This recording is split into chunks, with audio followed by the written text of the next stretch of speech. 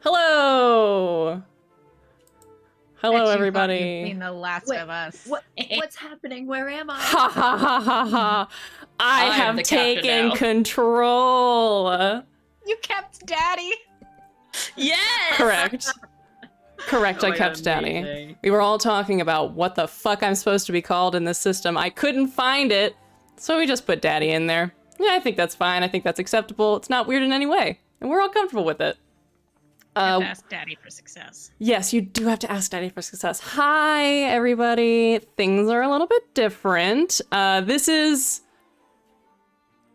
Queer Thirst.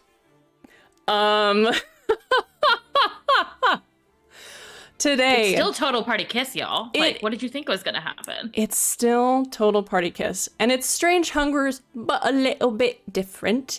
This is a one-shot run by me within the world of Neum, created by our illustrious typical DM, other way, Alex, over there.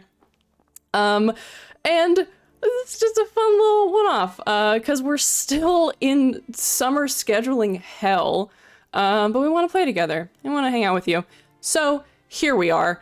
This is a game that is made out of a Kids on Bikes re-flavor / hack / mash it together with Kids on Brooms, making bad decisions, making things complicated for myself. And we'll see what happens. But yeah, that is the system that we're using. Great to see all of you. Let's fucking play a one-shot. Is everybody ready? Everybody good? Oh, you know it. Okay, let's get going. So, ready to get into the vibe. I'm changing the music. I'm gonna sip of water. I'm ready. Take us away, Daddy. Oh, yeah. Tell us our adventure, Daddy. Okay. I don't know if Sloan is comfortable with this, but what if the daddies just get worse? It's escalating, Daddy. Daddy. Deity. Can I say peepaw? I'm literally going to change it to Peepaw right now. Hold on. Okay, wait. I don't think Peepaw is like granddaddy, not like daddy. There's only two That's all right. people I call my peepaw. The Paw. bird that sits on my shoulder, and the God that speaks to me down from above. My All right, lord I got cowboy and music savior. and movies going. Let's go. Let's go. Okay. We fade in from black to a broad, wide landscape. Not flat. Variations in height. Some very rocky, dusty mountains in the distance. The ground is colorful in the way that a desert can sometimes be. The different layers of sediment with their different markers of the times that they were laid down, crumbling away into dust and mixing together to form a blanket of glittering sand. Some areas, a little bit more soil, have signs of life, brush that peaks up, large, sturdy, hardy bushes, some with brilliant bouquets of flowers that have begun to blossom. The sky is a brilliant red and orange and pink as the sun is setting. And along the ridge of a modest sand dune, we see 4 figures in silhouette. Does anyone think that they would be at the front of this line? Yeah. Yeah? VJ, you want to take it? Yes, but Yeah. I have a good bit for this, so yeah. There you go first. VJ, please describe your character. Tell us who they are. Yeah. Let me get in the accent so I can do that. Mhm. Well, call me silly and roll me in some pig fat. Hey, everybody. My character's name is Silas Stormrider. He is a 6'11" kinku. Can't speak like a mostly regular folk, but does enjoy doing an old hello from other people's voices, so we'll see if that gets in there sometimes. Does have a big fuck off mount named Storm, hence the name Storm Rider, who is a ginormous crow creature with multiple eyes, like one longular eyes and like a kind of scary beak looking thing. But Silas is just a tall, kind of lanky, very down to earth individual who's happy to be out of school at this point and ready to get into some shenanigans. Motherfucker, that's a big bird. That's a big fucking You made bird. a big bird. I made Big Bird. 6'11" Kenku is a nightmare. I'll say That it. is like Sunny 230% of a regular Kenku. It is. It is, in fact. clouds over Y'all know I me. can't help myself when it comes to them tall boys. Silas's pronouns are they, he, much like mine. VJ, what did you go to school for? What's your area of study? Yeah, my area of study is mystical mounts. The ones that are a little bit, I suppose we should say occultish mounts, right? Because you got your standard ones, and then you got your ones that are like ancient deep crows, which is exactly what my good friend Storm here is. Hence the strange eyes, and well, not strange. Storm is unique and special in all the correct ways. But yes, I'm very well versed in occult like mounts. That's what I studied, mostly just to make friends with them, wrangle them if any of them get into trouble, and worst case scenario, relocate them so other people don't get mad at them. And you said your boy was a raven? Your mount is a raven? My boy is a crow, and I am also a crow. You are a crow. Crow Okay. on a crow. Crow on a crow. Got it. Just clarifying. As you travel across the sand, Storm's glittering obsidian feet and talons dig into the sand as he plods along, sure-footed, along the top of this dune. Who is second in line? Stumbling accidentally in front of Silas for one moment before finding his footing is Tim. Tim is a 5'6" tiefling who is built like a fucking brick shithouse. Muscles in his neck, muscles in his shoulders, muscles in his stomach, blue hair and curling horns, and perhaps some pronouns as well. And is riding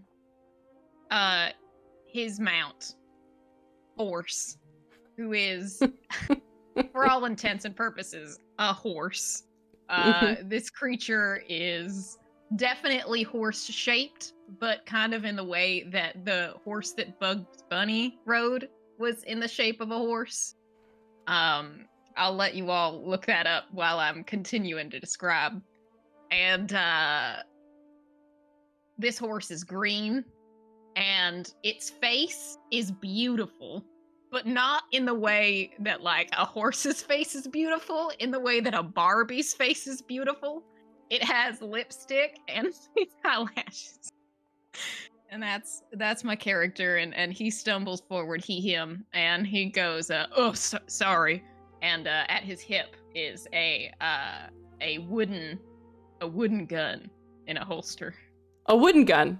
A wooden gun. Got it. Just to clarify, is this horse's face human? No. Not human. It's very beautiful. Just very okay. Got it. Interesting. A Yeah. green horse, correct? Green horse. Got it. And, Amazing. he has little snowshoes on for the desert sand. Oh, I love that. Yes. The snowshoes are pretty effective. They're pretty good. They're a little hard to deal with, but they're pretty decent. He's doing that dog thing. Yeah, that dog sometimes where do, the- but he's managing. Yeah, doing great. Fucking crushing it, honestly. My horse is better at walking than I am, honestly. What did you study in university where you all met? Well, I did not understand that our university was not a trade school. Mhm. So I came and I asked to learn plumbing, Mhm. and I learned it. Are you an effective plumber, would you say? I get it done. You sure do. You've helped out a couple of you helped out like a couple of situations in the university, I think. There are some situations where I have made it worse before I made it better, Mhm. but I always make it better Yes, in the end. And that's what matters. in the end. And that's actually how I found my gun. So, Really interesting. You found it while you were In- plumbing? in a turlet. In a turlet.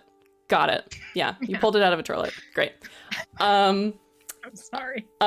please do not apologize. Who's third? And the third is Jen's is utterly beautiful blue sea elf, who is slightly taller than our Kenku friend, coming in at a neat 7'1", with beautiful light blue skin and white markings all over it, and this luscious, long, light purple hair. Some might call it lavender, but they're a little like, it changes in the sun. You know, you can't tie it down to one color. And Jen's is okay. In university, Jen's used to play sport, and they used to function as the real world equivalent of a wide receiver. So they just got long legs that go all day, and that's a good thing because they're on a horse that's so big that I'm pretty sure even our crow friend would have trouble getting on with like the hip flexibility required to go over that big boy. The big boy is named Pickles, and Oh my he's God. beautiful. He's got his little mane, and I apologize to my wife for what I'm about to butcher, but in like these beautiful little dressage coils around on the head. The horse looks a lot like an Arabian, so very, very suited to the desert. And yeah, what else can I say? Oh, right, Jen's pronouns are they, but they tinker with the she every now and then, just because, man, they're beautiful. Oh, their major in college was kinesiology Fuck yes. because they were there for sport. Love that. Absolutely excellent. And bringing up the very end of this line of travelers, we have Alex's character. The person coming up behind Jen's kind of looks like if you took them and you melted them like a crayon, and then you poured them back into a mold, but some stuff was missing. So, this is Fish. Fish is also a blue elf, but by God, a lot shorter. Probably cresting in around like a strong 4'8", which is notably short for an elf. Most of this is made up by the fact that his legs don't quite look like a normal elf's. They kind of connect at the top a bit and then split off, which makes it very difficult for Fish to walk normally. So they do ride kind of side saddle upon what seems to be a seal that also has legs. So You made a mermaid. You're a fucking mermaid, is what you are. Man, well, now Fish might have a bit of merfolk blood in him, but he's not full merfolk and he's not full sea elf. So if you put him in the water, he does great. But on land, he struggles a little bit. He can get around, but he needs some help with his mount. Who is another sea creature? Who is a seal.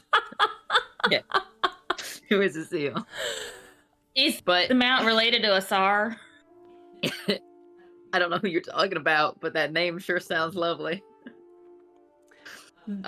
This seal kind of has like a float thing going on. It can't fly, but it just kind of hovers above the ground about like 2 feet everywhere. Got it. This was a gift from his peepaw. His peepaw? His peepaw. A gift from me to you. Thank you, Peepaw. You're Thank you, welcome. Peepaw, You're for welcome, my Chillins. I wanted to praise the Peepaw. And my seal's name is Chamomile. Oh, see, how could I hate it when its name is so sweet? Yeah, it's got a wreath of coral around it. Very sweet. Fish is not what I would say a looker. Bit of a seaweed mullet kind of going on. Kind of some patchy areas. Like he's got some dry scales, and he's been working on that for a while. He does moisturize, but just the air overland doesn't do well for him. He does struggle a little bit. He's not very fast or anything like that, but he can move if he needs to. But he's certainly not strong. He's certainly not charming. But that's not why he went to school. He went to school for this big old honking brain of his. What did you study at university? Divination and history. Divination and history. Got it. Little past future situation. Love that. Yeah. Very interested in, as you say, the pasts and the future. Pooja? I will say, if anyone ever tries to insinuate that my little brother is not the prettiest thing that ever was, they will get punched in the face. Very fair. Very fair. But I mean, Fish has the kind of look where, he's got these like really big spectacles on that you assume if someone did the movie makeover where they took his glasses off and they like fixed his hair up, that he could be a looker. But no one's ever done it. Oh. Maybe today's your lucky day. Maybe. As That's you Fish. travel across this dune, camera sort of does one of those wild things where it like zooms out and like looks at the whole like, floating around you like it's in a fucking helicopter while it's looking at the whole landscape. This is there's a lot of land here. Not a lot of life. It's not a lot of life in the way that folks from greener places would see it. But you all, even if you're not from here originally, can see all of the living things that move within this place. There's flora, there's fauna, small lizards, weird little bugs, as well as some larger both prey and predator animals who mostly travel over land with their legs. They're running, walking around. They are moving most of the time, trying to find water, trying to find shade, just trying to find a place that's hospitable to them in this area that can sometimes be pretty inhospitable. That's part of the reason why in this area having a mount is so important. Everything here has to move around quite a bit to find places that are comfortable and to sustain themselves. And the people who chose to live here adapted to that. Your mount is something that is personal to you. It's something that is, can be chosen, can be given, but is a pact that is forged in love and care, and also struggle, because y'all got to figure out how to live out here, and it's possible, but it's not necessarily easy. Many trade routes crisscross this area, and in fact, you are sort of traveling on a smaller one now. You can see your destination a little further down the way. Tiny little dot deeper in the basin of this area. It is a tavern, and you are headed there. As the sun sets behind the mountains in the distance, you watch as the colors of the sky paint the land, and a huge rain cloud walks its way across the flat of the desert. And you make your way down to the tavern as the sky turns dark blue, the stars begin to come out. You make your way inside. This is a very, maybe not familiar tavern, but you know of it. It is run down, it is raggedy, barely standing up, been here for a while. They do repairs, but only when they need to. But despite that, on the inside, it's bustling. There are a couple other buildings around it. This is a tiny little trade post town. And you are here, I think you said, because you're on a little vacation. It's like, maybe not a summer break, but it's a small break from the university, or you've graduated. Some of you are well on your way out to the world. It's a what is the version of a grad, like a post grad trip? It's a post grad Tavern crawl. Yeah, pub crawl. Hell yeah. Post grad. Well, gotta taste the whiskey and all the good places. A pub crawl of the kind where you have one pub in your college, or maybe two pubs in your college town, and the next one is like several miles that away, and you just like crawl across the entirety of this area. We're so far away. We're sober doing- at this point. It's a problem. For those of y'all who've seen like the latest Strange Hunkers episodes, we're doing what those people were doing to celebrate the life of their Yes. fallen Yes, that's what's going boyfriend. on. We're doing that, but we're doing a pure celebration. It's pub crawl via towns. It's pub crawl via town. No one passed away to celebrate. No, Yeah, we just nobody died graduated. yet. Everyone's fine. Tim's Excuse a me, real why? plumber now. Tim is a real plumber. You are high on your success. You're just like, you fucking did it. Whatever you were trying to do, you did it. You succeeded. Did it. And you're taking some well-deserved time off as you head into this spot. It's popping in here. There's like a decent amount of people. People are celebrating. There are fucking cards in the corner. There's darts along the wall. There are people outside throwing horseshoes. Somebody might get drunk and try to race later on. Who knows? Don't drink and race.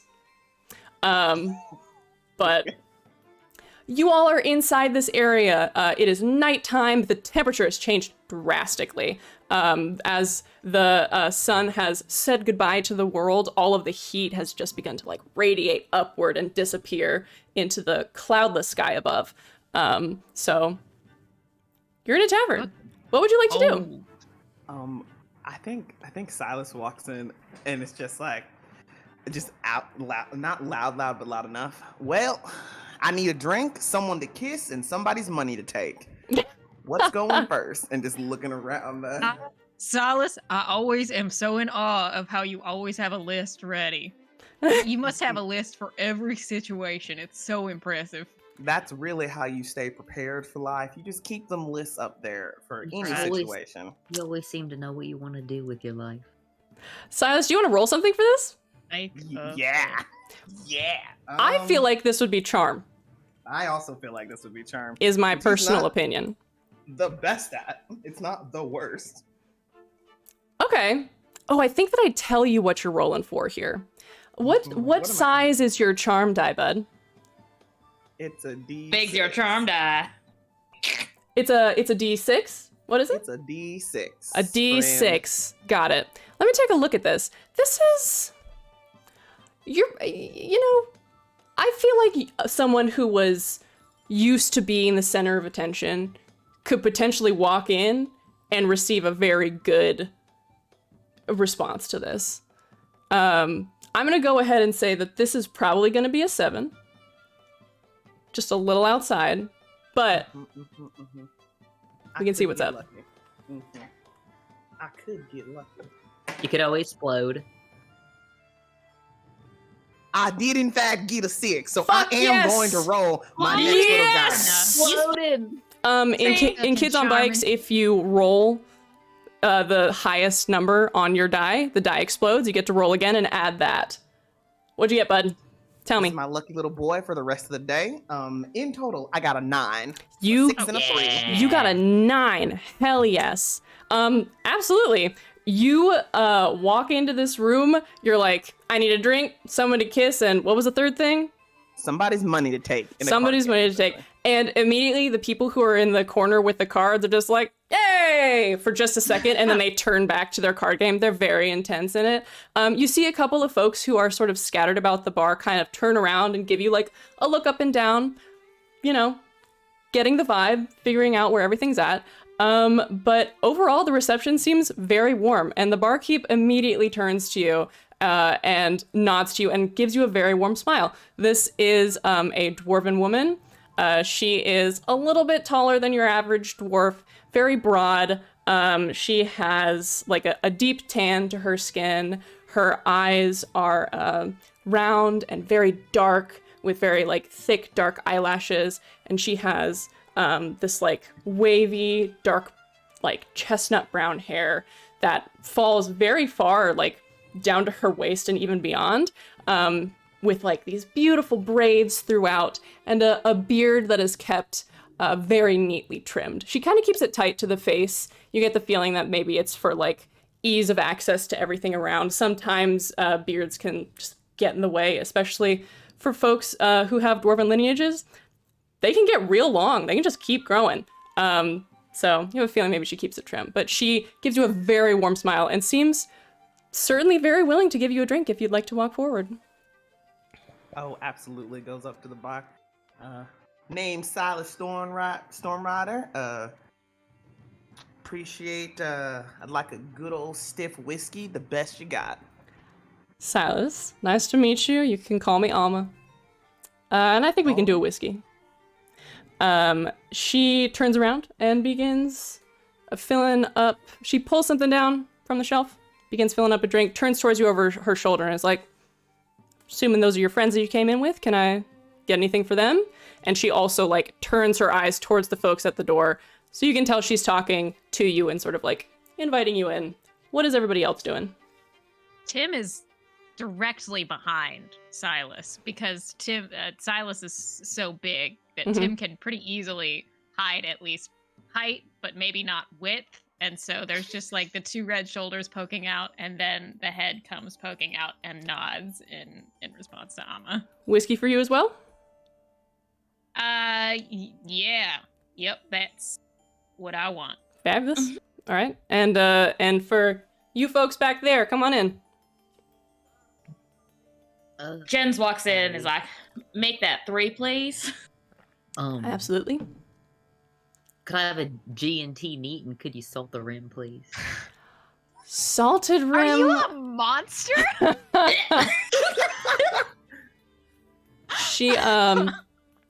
She looks so confused. Salted rim with a G&T, huh? I never tried that. Well, I've taken asking for that because usually people don't have salted water here, but they do have salt. So I just kind of scrape the salt off into my water glass. Have you considered? Yes, I was gonna say, have you considered putting salt in the water? Well, that's what I'm saying, but I don't want to make you do that. So you salt my rim, and then I'll salt my water. Honey, I can salt your water if you want me to. That's no problem. Fish, this is unnecessarily complicated. She puts up 3 whiskeys while they're having this conversation, and then we'll make you a G. I don't even know if they have she's like tonic. Fucking, we can find. That's when you leave the water out in the sun and it boils. Right, got it. We can do that. And she does make you a little G&T, and she'll salt the rim, but she will also provide you with a salty water. He pours it down his pants to help with the dry scales on his legs. Just in the bar. You get the feeling it's not the weirdest thing she's seen. Not the strangest thing that she's seen. There is general revelry going on about as you are chilling, vibing. I would just like to know, in general, what do you all think that your characters would do for a night, just a night of revelry? This is just like, maybe this is not your first night, but close to the beginning of your trip. What does everybody engage in while they're hanging out here? I think Tim gets a couple of drinks in him and then starts like doing gun tricks in the bar. Gun tricks? Very excitedly. Gun tricks again, gun because tricks. this is a piece of wood in the shape of a gun. And so he's just like spinning it around on his finger and like tossing it, just like being very... Now, I have to be fair to the genre. Yes. Sarah, if your character reaches for their hilt, yeah, you might get an adverse reaction. That's so true. I think Timber does preface it by being like, y'all want to see a trick? You since I had Silas roll for charm, I will also have you roll for charm. Why don't you go ahead and roll a little charm check for me? We're gonna put it at the same level. Let's say a 7. Okay. I have a D12 in this, but I don't trust my personal luck. You got it. You can do it. This isn't gonna be God. disastrous. This is just for fun rolling. What you get, bud? A 1. No, not a 1. Oh, I knew it. Oh, Don't forget your Jesus. token. You do have adversity tokens. I get 2 for that. So you failed by about 6. Oh man, bud. 6. Okay, failure is bad, but not a disaster. You poor Timber. Just like gets into the middle of the tavern, is like, y'all want to see a trick? And people turn and look at you, and it is just like, whatever your vibe is, they're not picking it Someone up. from the corner of the bar goes, no. Boo! Right. This guy stinks! No. But they kind of look at you, but you get the feel it's not gonna like, you can still do your trick if you'd like to, but you're not necessarily getting the same reaction that Silas so effectively walked in with. I pull it out and I hold it close to my chest and I say, it's all right, Edith, we'll get him next time, and I walk back to the bar. That's what Tim gets up to. What does everyone else do? Did that shut you down? Do you want to try and do it again? Like, try and do something? Or are you happy with that? I'm happy. Okay. All right. Anybody else? What are we doing for the night? You can, like, hang in here. You can step outside and vibe. You can stand by the window. Who cares? This is just a general vibe check. Silas, what do you think you're doing, bud? Well, Silas is playing cards, and then after taking or losing however much money that happens, it's just making out with anybody that wants to make out with him. You know, it was very tight-laced in school. It's so hot here, y'all. My window's wide open, so cars. You're good. Was kind of tight-laced in school, and now it's like, we're done. I'm letting loose and getting back to my whorish side. Oh, he's so letting loose. Yes, letting loose, being a big old man whore. Love that. Let's see. Who's here? Well, first- Definitely made out then. Do you know any? What would catch Silas's attention? What's the vibe? What do you think? I think, well, in general, Silas is a deep appreciator of all people, shapes, sizes, what have you. No particular preference, but I do think loves anyone that is taller than he is. Which Interesting. Not a common occurrence. Not a common occurrence. Okay, let's see. All right. One of the people who looked at you earlier when you walked in, just like you looked at them and it like brain thoughts stopped for a second because this person is gorgeous. Their skin, sitting down, you can tell they're pretty tall. They got a lot of leg. And they are very they have a very full body. It's very curvy. They have a deep blue skin tone, underneath some quite crisply made gray, suiting. They have longer hair that is an even deeper blue, with sort of these bits of purple that run through it, and a pair of horns that curl backward off their head and circle around. And when they turn to look at you, there are two things that really just grab your attention. First thing is you kind of do an up and down. You see their suiting, you go all the way down to their boots, and on the heels of their boots, there's just this glint of light as the candlelight in the tavern flickers off of a pair of fine silver spurs. And then you come back up to their face, these two brilliant golden eyes are just looking right at you. And there's this very a very demure smile with a little bit of fang. And you go up to talk to this person and you two hit it off. They're very controlled, but flirtatious, and seem to be vibing with you pretty well. And if you want to make out with them, they are very down. Oh, absolutely. That is the rest of the way Silas spends the evening. However long this person wants to make out, Silas will be right there. Fabulous. Jens, what do you think you're doing? Hanging out inside, hanging out outside? I think Pooja's mic is fucked up. Oh no! Okay, we'll keep going. Fish, what do you think you're doing? I got a tasty plan Okay. in mind here. Okay. Which is I'm gonna scout out this tavern, and I'm gonna check out the structural integrity, Okay. and then I'm gonna find the safest corner, the corner that looks least likely to collapse upon me, because I do worry about that kind of thing. And I'm gonna settle in, and I'm gonna start leaving some graffiti in the corner. I'm gonna start rune carving in the corner over here. I fucking love this. This is great. Would you please roll brains for me? This is fabulous. Choo. Let's see. I think that this is perhaps a task where success is pretty impressive, but maybe unsurprising for people who are in the know. So I'm gonna go ahead and say this is an 11. Alrighty.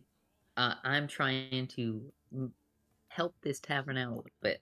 The graffiti might be something like, suck my nuts or whatever, but the magic I want to imbue within it will make it so that any nut sucking that takes place in this corner will never be fallen. Interesting. With so this is magic. Are you you're doing a little magic shit. Yeah. First of all, give me let's do a little magic. This is a brains roll to figure out where in the building is good. Give me that. Give me your. It's a D20 for you, is it not? It is a D20 for me, and I also have +1 to brains. Go ahead and I'm roll an that. adult. Roll that shit. Oh well. Fuck. That's a 7. 7? Yeah. Okay. Out of 11, that's what, a 3? Not. Okay. Interesting. Noted for me I personally. went for the mid. Went to the mid. Adversity corner, tokens just give +1 to each thing, correct? Yes, it's Yeah. +1 for each one that you Mine aren't- spend. Aren't useful yet. Alright. So you find a corner. You are sat next to a window, and you may start graffitiing if you wish. Okay. Now, what I'm gonna do is now again, I know you gotta be careful when you reach for a hilt in this establishment.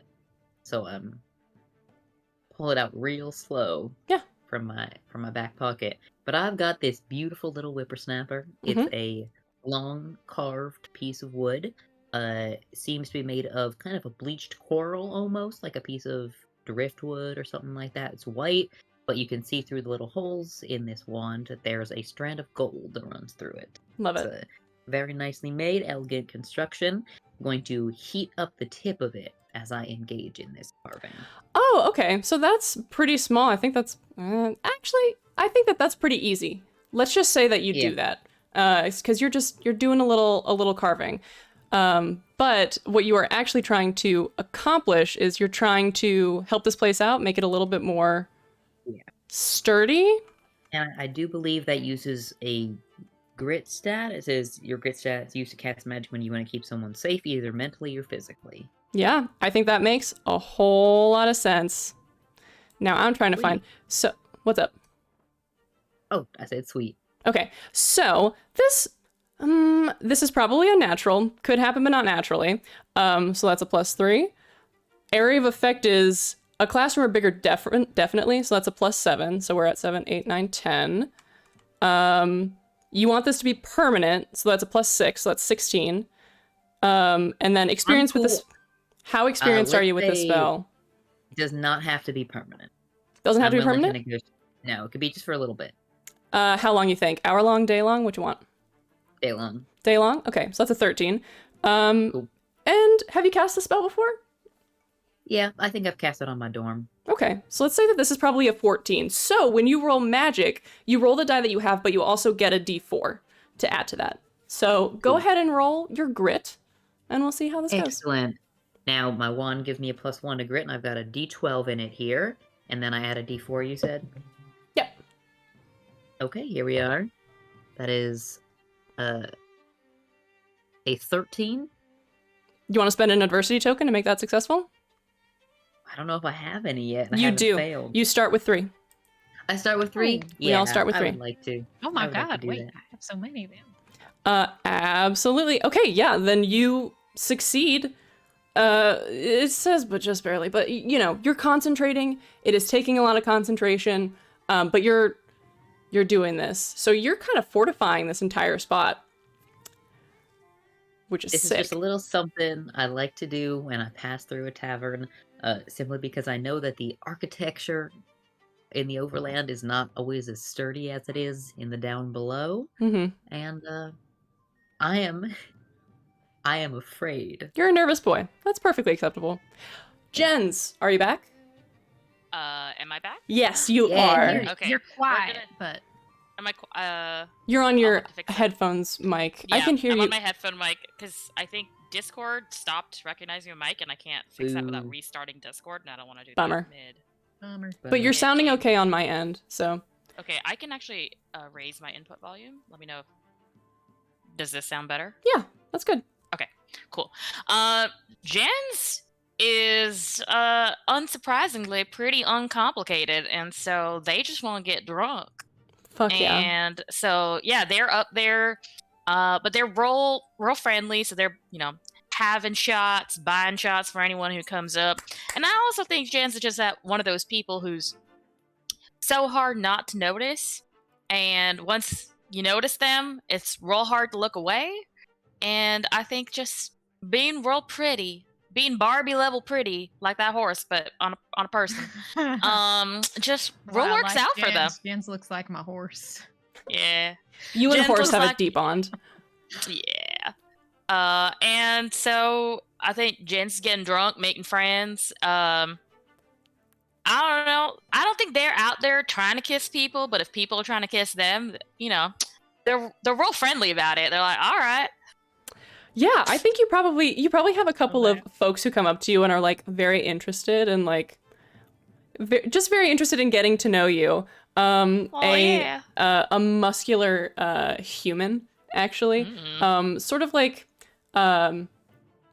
they're like their frame is smaller and they're not as big, but you can tell it's the kind of strength that comes from people who like do like martial arts, where nice. it's like dense muscle that's very tightly packed, and she's like super friendly, kind of bubbly actually, and is just like fully comes up to you and says like, you're beautiful, I'd love to buy you a drink if I can.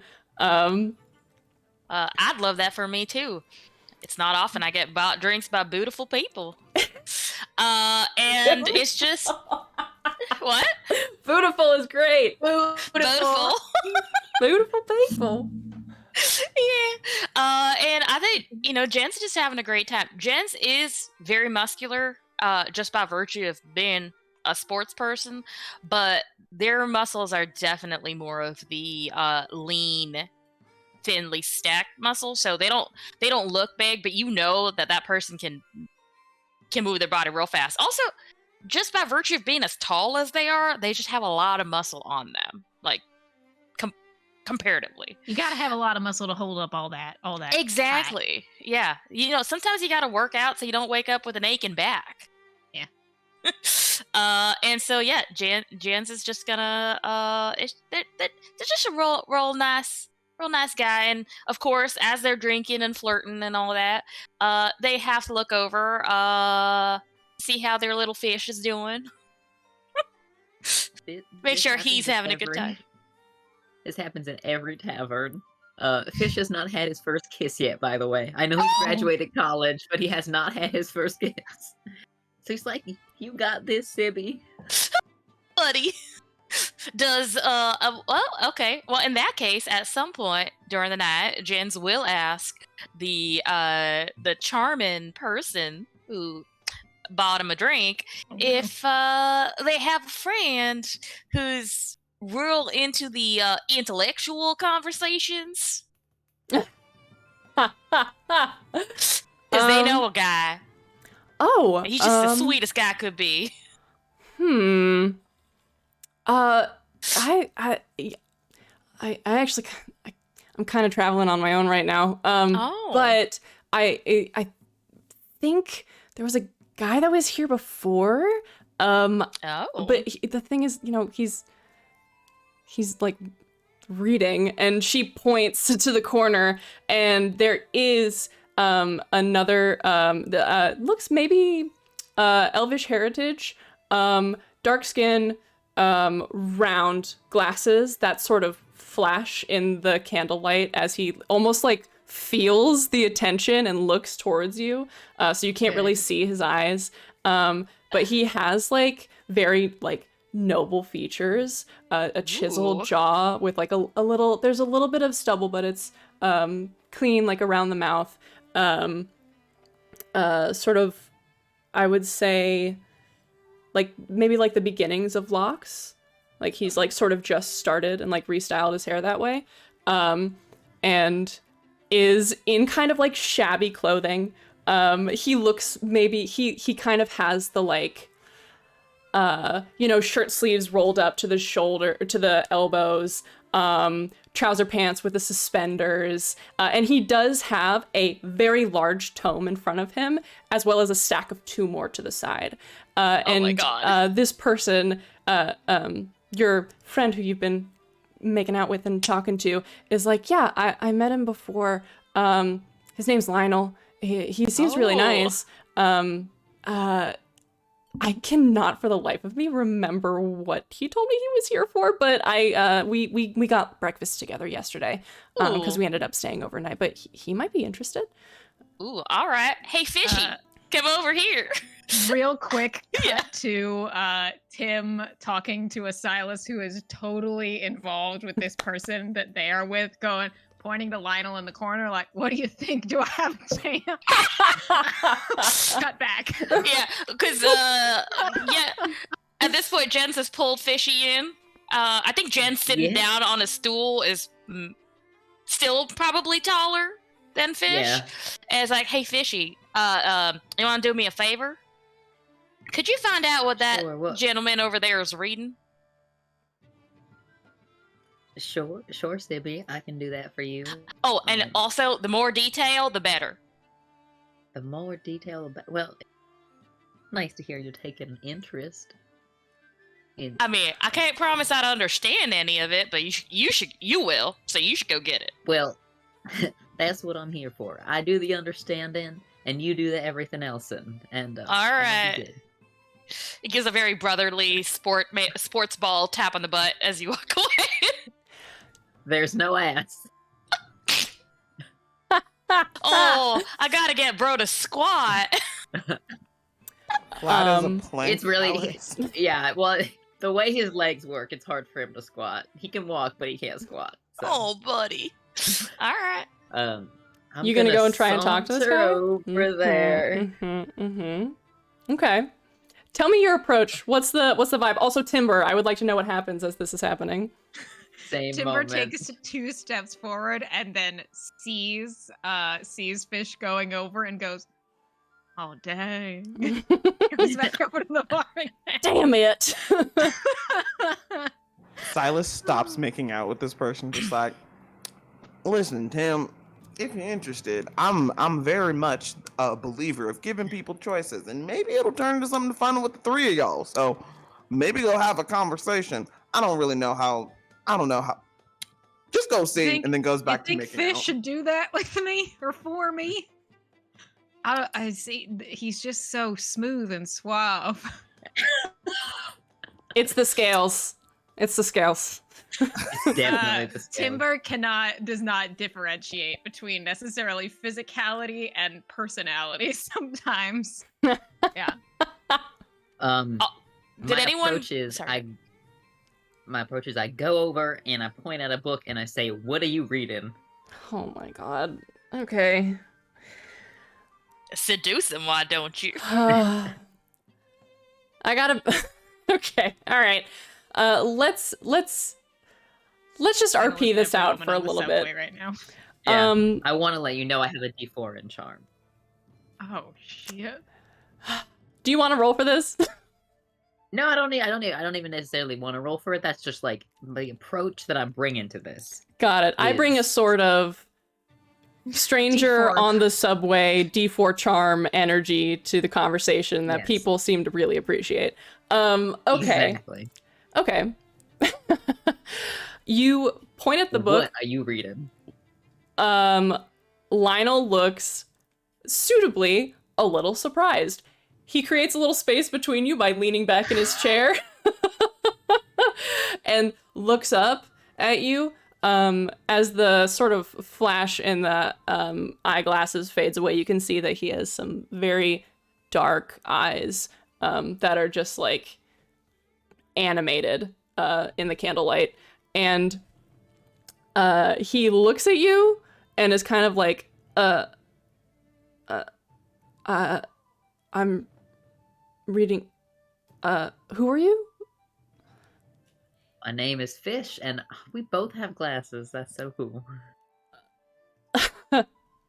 Yeah, I guess I need them to read. I need them to see things that are far away. Yeah, I've just had shit vision my whole life. My eyes adjusted to the currents under the waves, and it's so much harder to see things without those refractions. Oh, a sea elf? Yeah.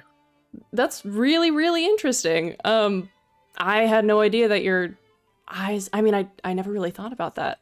I'm actually reading, just like, I'm doing like a general study for, Arcanum in, anthropology.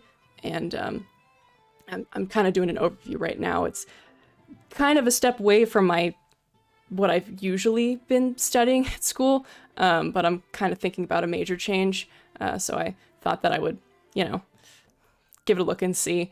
And also, I had this really great opportunity to, like, apply it because my professor actually got me in contact with this person who lives out here, who actually was, like, a master in this subject while they were at school, and they moved out here to do these really interesting experiments, and he just starts. I sound terrible.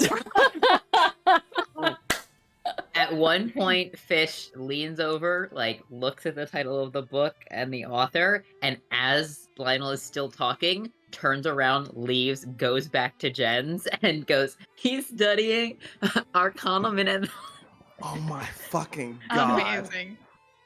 Wait, you turn around and leave? Now listen, Alex, don't want to do this, but this is a... Can I say that in This the is a moment of stupid this idiot. happening, you can be stupid in so many ways. Timber has taken the time to ask the bartender what Lionel was drinking, get another of the drink, and seeing Fish leave, just at the same moment Fish leaves, slides in and just hopes that Lionel won't notice that a different person is. God Christ. Oh my fucking All right. god, y'all poor Lionel. Now listen, Fish was very interested. This person seems very charming. I'm wondering. I want to know. Has Do you to go think? tell his sister? Do you think? I kind of wanted to give the chance for Lionel to be out there as a character. Do you think it would be unfair of me to ask you for a charm roll for this? Not at all. All right. You want to give me a charm roll? Yeah, let's do a charm roll. You can also Hell pitch something else if you think that you can use another skill for this. No, I think it's straight up charm. All right. I'm gonna say DC. he's deep in it. Let's see. Let's see. Let's just do a 7. Let's do a 7. Nothing right. too difficult. We know He's we know deep what in it happened now. with a 7 last time, so You can we'll do it. see. Come on. I got an 8. Fuck yes. Nice. You Hell yeah. slide in there, and he looks up, and it's not like he doesn't notice that you have changed. He's a smart person.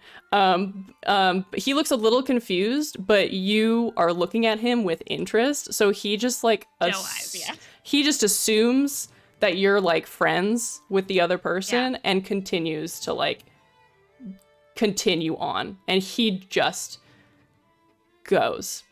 You two are sitting by one of the windows. You can hear just like raucous shouts of laughter from beyond. The fucking horseshoe event is going nuts. It's going nuts, going crazy. You actually, you can kind of see around the corner of the window and like the main drag. You see a couple of flashes of like arcane magic that are going off. It seems like everyone's just kind of like partying. It's like there's a very light feeling here tonight. and the sky above is gorgeous. It is beautiful. It is filled with stars. And actually, as you are sitting by this table with this very interesting and a person who's talking to you and you're connecting with, a shower of stars just like starts floating through the sky. And it's very magical. Is there anything that you would like to do while you're sitting with this person? Yeah, I think, and don't let me, if y'all also want to have the scene where Fish comes back to Jen, don't let me interrupt that either. But Timber kind of like has pushed the drink to Lionel in the course of this conversation. Not to be like, drink more, but just like, notice that you, and then says, well, I don't mean to interrupt your everything you're saying. I'm catching about. It's just beautiful out there. And he looks out at the shower of stars and like, oh yeah, I heard that this was supposed to happen. I didn't realize that I got totally lost. You want to see it? Yeah, I would love to. No one's gonna take my books, I think. I can have Edith look over him. Edith? Yeah. Take out the wooden. Oh, it's wooden. Yeah, it's yeah. She's got a personality to make up for it. And he like laughs at that. He just thinks it's so funny. Thinks you're telling a joke. But I'm not, but I think I'm very delighted that he's laughed. The two of you go outside. It's very cool out here. There's laughter and shouting. You see like two younger kids who are kind of like, they both have like wands in their hands and are kind of like doing little sparks and shit. Just playing around, and then one of them grabs a hoop and starts doing fucking hoop and stick with his wand. And the two of you stand out underneath the stars and just look up. And it goes for a while. You see the long silver tails as they flash by. And there's a couple of like, some of them are kind of like different colored. You see one that flashes very brilliantly, this very short, bright orange. And another one that flashes blue, and one that's kind of purple. It's gorgeous. And the two of you are hanging out outside. Yeah, I try to hold his hand.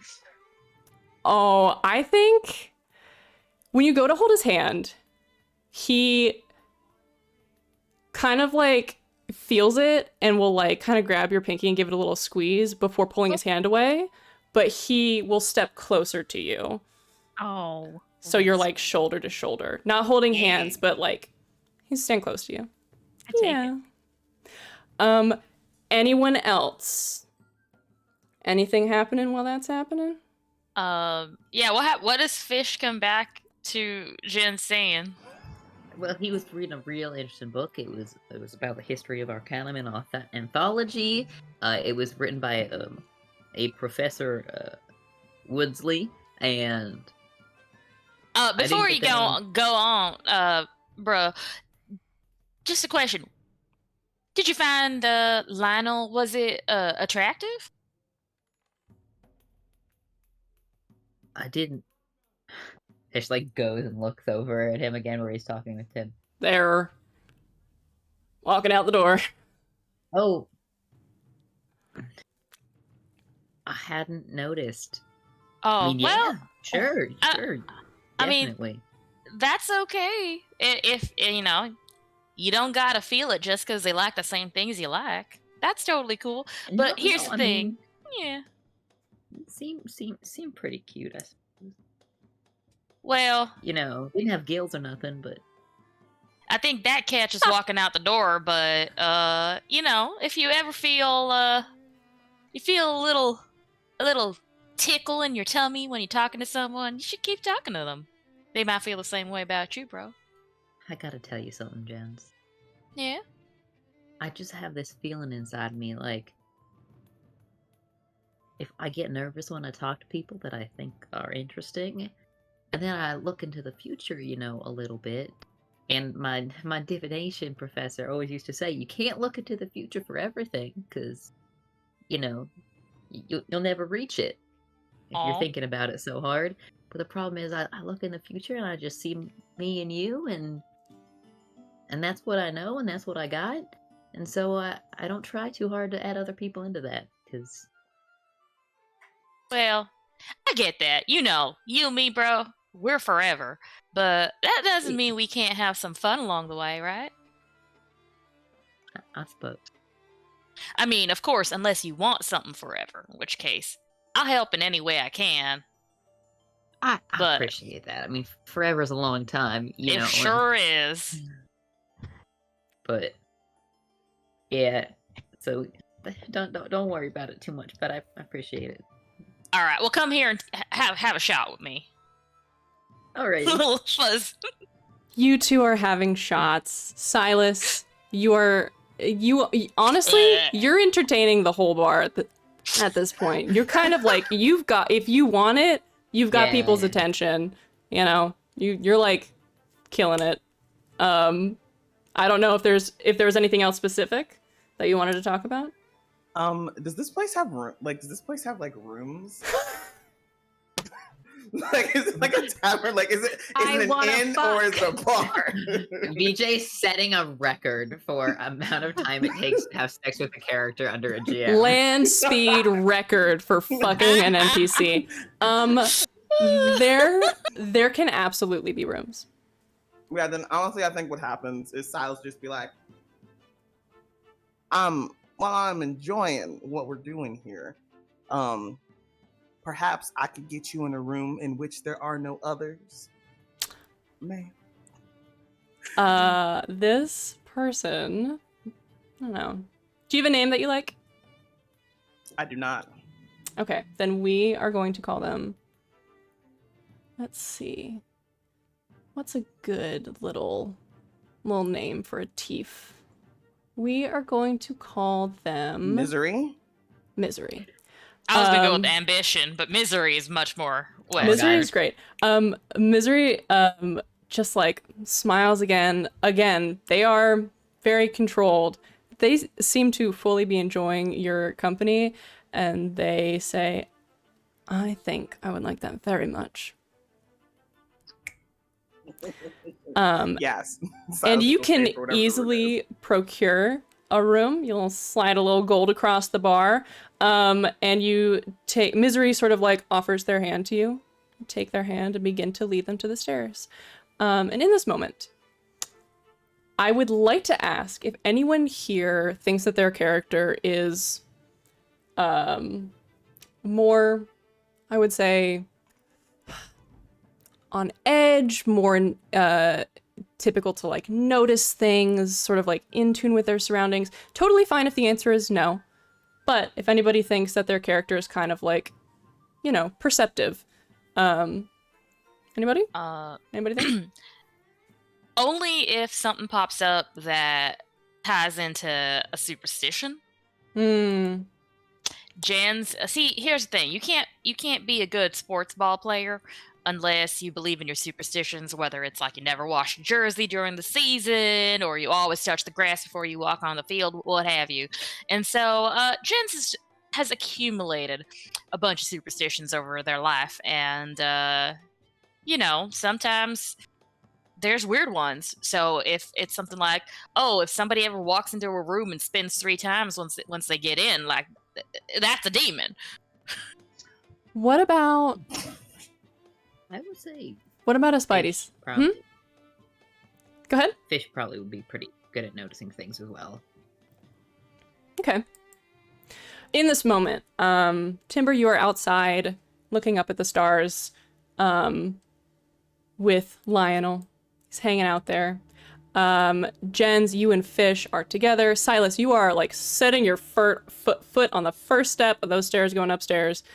And Jens and Fish, sort of at the same time. It's different for both of you. Jens, there is just very suddenly you get this feeling like the hairs on your body. Do you have hairs? Or are you bald? Are you smooth as a dolphin? What's the situation? For Jens? Yeah. Jens has long, flowing purple hair. Yes. Got it. Also, my headphones just slid right off my wig. It's real smooth hair. It's real shiny. Very smooth and shiny. Your beautiful, smooth, shiny not golden, pink locks, lavender. There's this like shiver that goes up your body, and your hair kind of like stands on end a little bit. For Fish, it's different. Fish, you are a sea marine creature. I would say probably a part of your senses have to do with, honestly, like the motion of the liquids around you. Yeah, definitely. I'm attuned. Yeah. Vibrations carried differently. They carry through these like molecules that are all around you.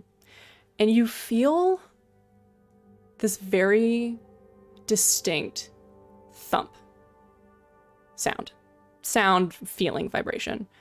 It starts in your fins and it sort of like travels up your body. And the two of you, time like slows down, like bullet time. And you kind of like look at each other and you see recognition in each other's eyes. And then all of you hear a very loud boom.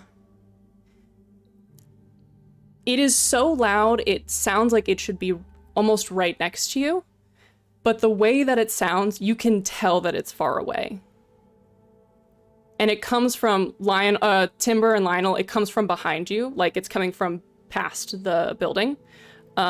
Fish, Jens, Silas, it kind of sounds like from the way you're facing towards the bar. Okay. Outside. You hear this boom, and everyone in the bar stops. And in this moment, it is silent. And then you hear a rushing sound. It sounds like a sandstorm, a dust storm. And it gets louder and louder. In these seconds, it is building up to something louder than you have ever heard being out here. And then, in a moment, everything around you explodes. Your vision is knocked out. It is blackness, blurry browns, and dark colors, bits of flame as the candles go everywhere. It is, your hearing almost goes out as this loud rushing sound overtakes you. The windows behind the bar and around the building shatter inward, and you are everyone, thrown to the ground in this moment of utter confusion. Each of you is prone. Your ears are ringing. Your eyes are blurry. As you get up to start to look around, you see that the wall where the bar used to be has been completely blown inward. Fish, the corner where you did your spell, the back wall and that wall are still intact. I was gonna say, if I can, when I started hearing these noises, I wanted to grab Jens and pull them towards that corner. It is a split second. I'm gonna tell you, you're okay for now. I think it's easy for you to just like grab them, but you do not get far. This is a split second scenario. Silas. Sorry. I'll say as soon as that explosion happened, Jens would have made sure to fall on top of Fish to protect him. You fall onto Fish. Yeah. Like, S- will fall in that direction to protect him with their body. Silas, you are on your back. You can feel Misery next to you. They are breathing. But you are looking up at the sky. The roof is gone. It has been, you look around yourself, and there are splinters of wood everywhere. And Timber, you actually were shielded from a bit of this because of Fish's spell. The walls stayed up. Yeah. The two of you have still sort of like, I think probably maybe crouched down. What do you think as this happens? Oh yeah, definitely. The two of you are crouched on the ground. Lionel's next to you. He is shaking. And as you look up and look around, you can see that there are unconscious bodies strewn across the ground. And every single other building that was here is leveled. Detritus expands outwards from you in what looks like a massive blast radius. And as the four of you stand up and look around, you look in the direction where the bar used to be, and you can see that all of the sand, all of the plant life, everything has just been flattened in a long runway in your direction. And the four of you look at each other, and you think of the organization that you are a part of. The organization that dispatches you to look into mysteries and strange goings on. And we are going to take a short little break. Ooh. Hell yeah. That's good. Jens, before the break, will give out a well, fuck. Yeah. Perfect. I'm sweaty. All right, everybody, we'll be right back. Be right back. Bye. Like,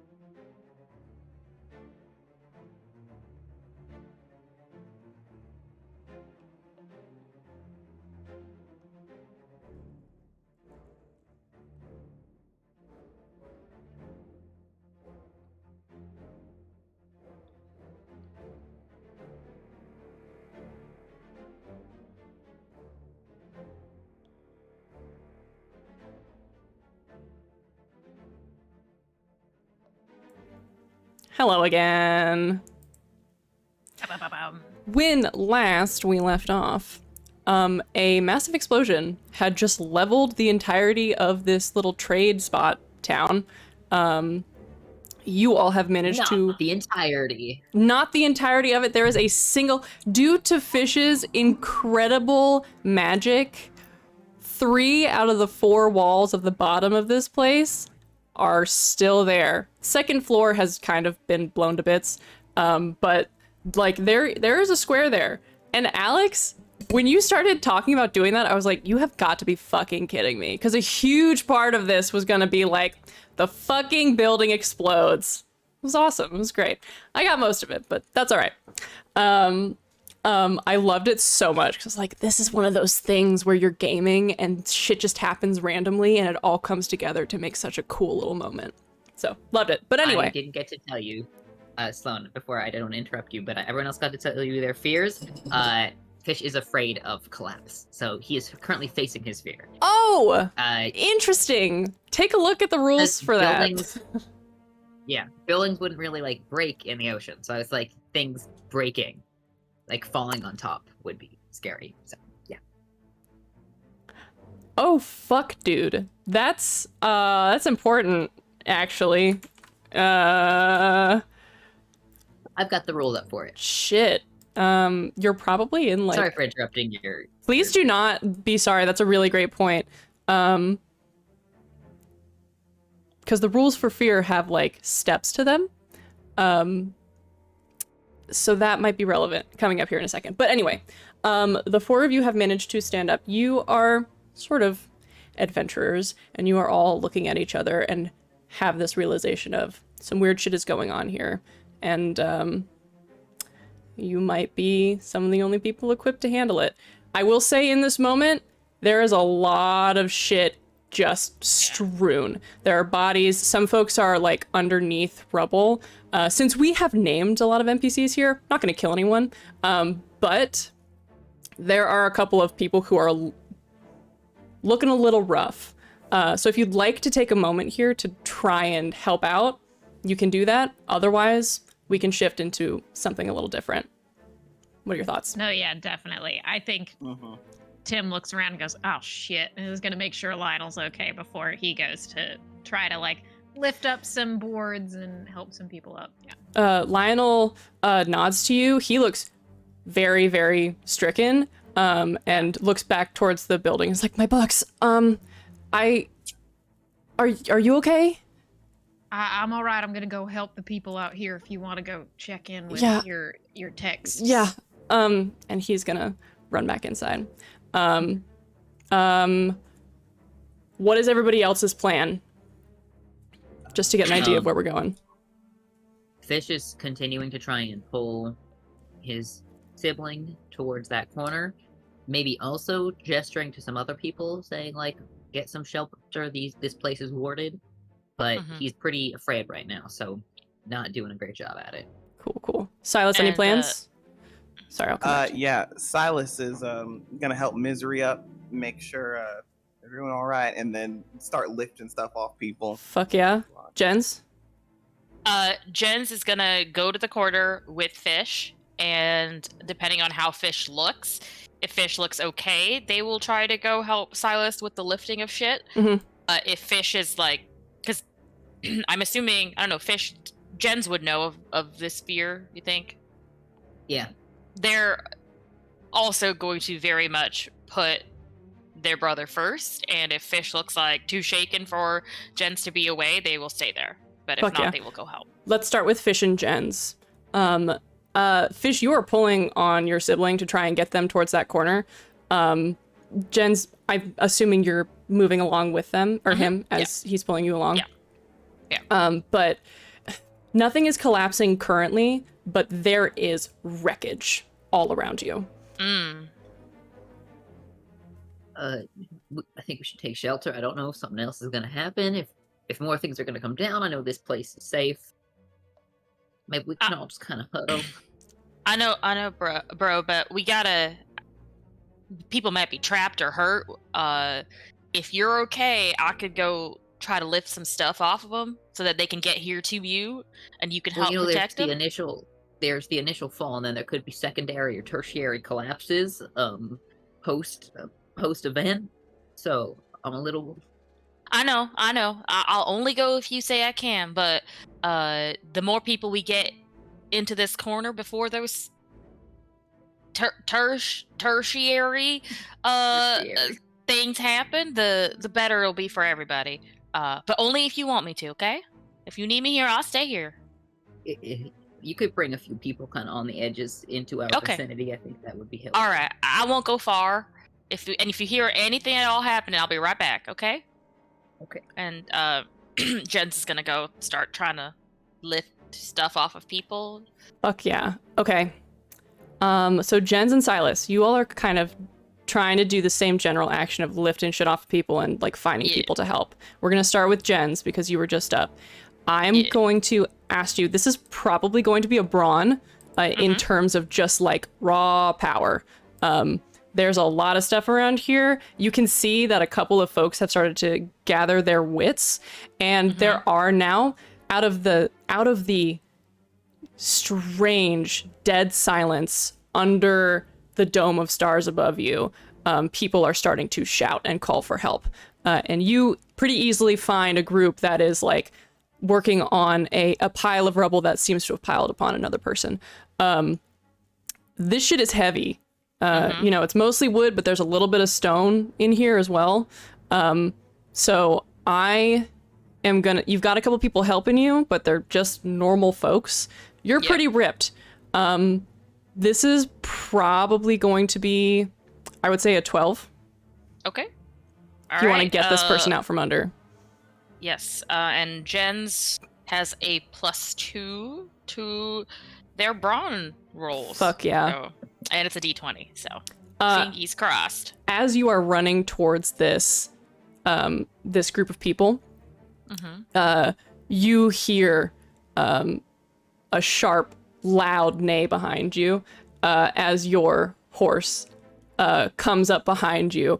They are shaking the dust out of their mane, but they are thundering towards you. It looked like maybe they got thrown a little bit from where they were tied up outside, but they have shaken it off and they are coming towards you fast. They're here to help.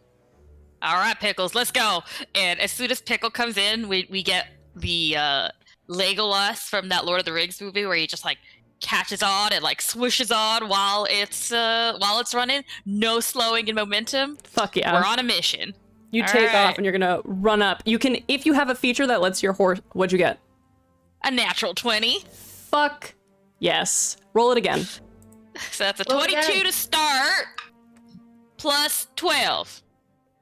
Good. Yes. Yeah. Massively. Is your horse helping you with this, or are you doing it yourself? No, Pickles is helping just because Pickles should be able to help. Yeah.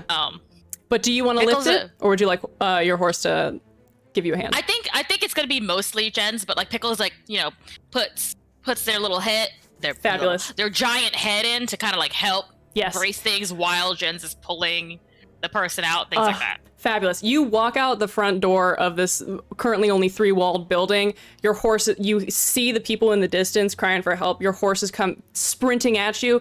No hesitation, you reach out, grab her hair, and just swing up onto the saddle. And are there in moments. Swing back down, just squat and get your arms up under some of this shit, and you just lift. And Pickle's head comes up next to your arm and gets under there and begins to like nudge it as well. And it is. I joked. Oh. Oh no! Don't die. I mean, I know it was really hot. Peepaw, please survive. Sorry, it was so hot. God, it was so fucking hot. I'm fine. It was just some real hot tall girl shit. It was so sexy. It is a feat of incredible strength. There was a group of people trying to do this. You get in there, get your arms under, and just lift, and it like flies off, revealing the person underneath. Hell yeah. And if you, with a roll like that, if you want to continue walking around and like helping people out, you continue to do so, and Pickles is there to help you out. Silas. Yeah.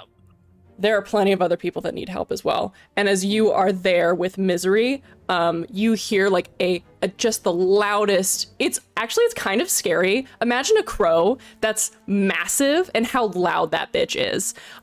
Just like a huge caw right above you as there's like the wind just buffets around you as Storm has settled on one of the walls and is looking down at you expectantly like, what are we doing? And there's plenty of people to help. If you want to find some folks to kind of free from this rubble. Hell yeah. So Silas will like open up his mouth and like mimic the sound of like a rolling thunderstorm. It's usually how he like is called back to, all right, let's get to it, to Storm. But yeah, Misery's fine. It's gonna be like, let's get to it and try to pick something up. Fuck yeah. Try to get something off somebody. This is Braun as well. Let's do it. Also a D20 for this good old tall boy. Give it a shot. I think we'll probably keep it the same DC. 17. 17? Fuck yeah. Yes. Same hat. Storm follows you to, you've probably gone the opposite direction that Jens has gone. You see that they've kind of got it covered. Go the opposite direction. There are plenty of other folks to help over there. You come to where I think it like probably just a store that sold like common goods. There are fucking tuna cans everywhere.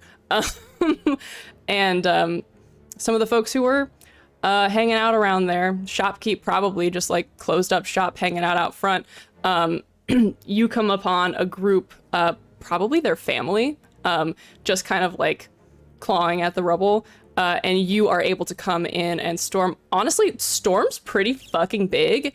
Maybe a little bit scary to people who haven't seen something like that immediately. And so there's like a first when they show up.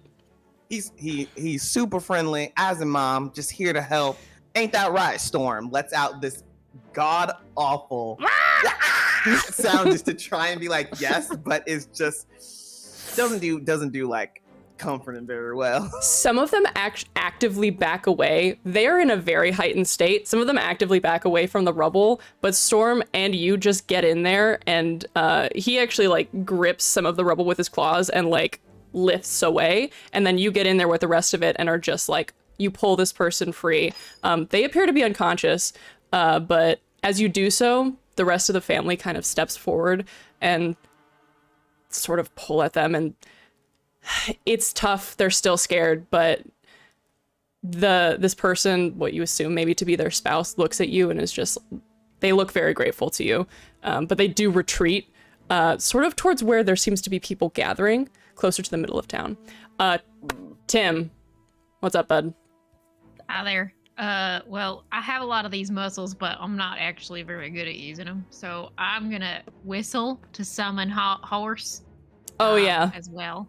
And Horse creates. She comes on in. She creates a couple of sort of like vibrations of her own, probably, as she is. She's kind of a chunk. She's got a lot of body. And what we're gonna do is we're gonna look around for people who are injured and put them on top of Horse and take them to a safe location. Absolutely. The safest location. What is a safe location here? Everything has been destroyed pretty much. The only thing that hasn't is what Fish so thoughtfully kept from being destroyed. So that's probably the safest place to go. You want to gather folks and bring them in? Absolutely. I don't know if you need to roll anything for that. If you would like to roll something for that, you can. But I think it's probably pretty easy to do. What do you think? I think it's good. I think the only thing that maybe you need to roll for is some people who were maybe not seen that got hurt. Absolutely. That sounds great. What do you want to roll for that? I see in the rules that you can use your magic to try to find hidden things with brains. I would love for that to happen. So I want to take out Edith. Your wooden gun. My wooden gun, and point her up in the sky and say, "You got this, Edith," and just shoot. You shoot? What does it look like when Edith shoots? It looks like an explosion of feathers that turn into dust, beautiful silver dust that begin to coat the immediate area. I see. And you're trying to see things that you might not see necessarily. Right. Got it. That sounds fucking tight. This is probably unnatural. So +3. It's a pretty big area, so we'll say +7. So that's about a 10. This is like, let's say, do you want to have it last for a minute, an hour? What do you think? Yeah, just a minute, I think. Minute's Not great. too long. That's 11. Do you think you've cast this before?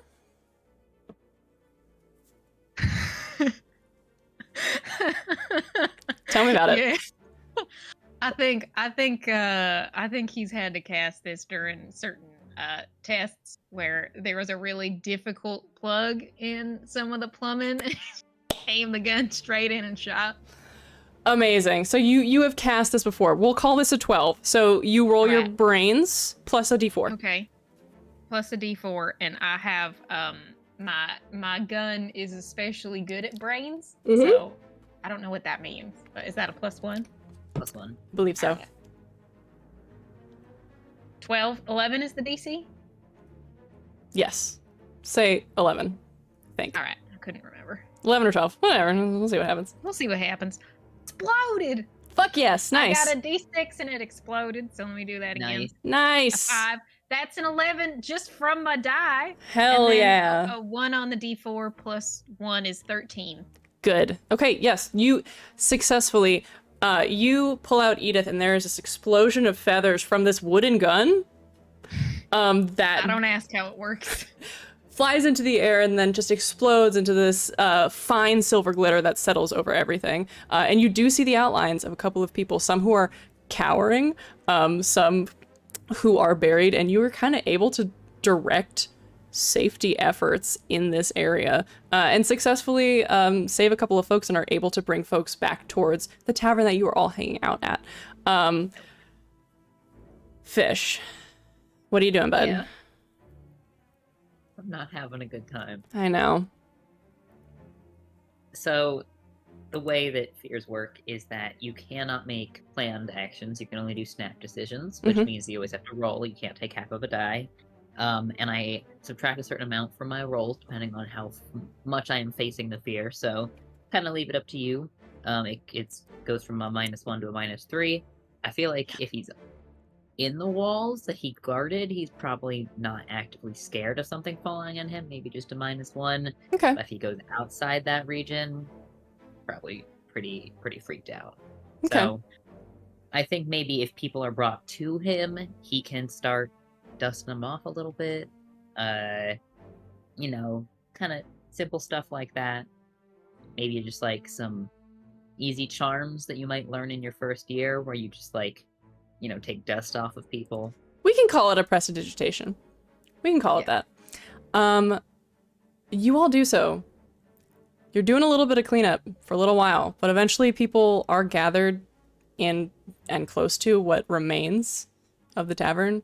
The town has sort of gathered together. Travelers are, sticking with it, but like, you all sort of, as things die down, are left, the four of you, together in this space. The moon, are there moons here? There's moons. The moons are high in the sky above you, shining down and illuminating the entire eerie, quiet, now sort of motionless landscape in this silvery light, just blanching everything of color. I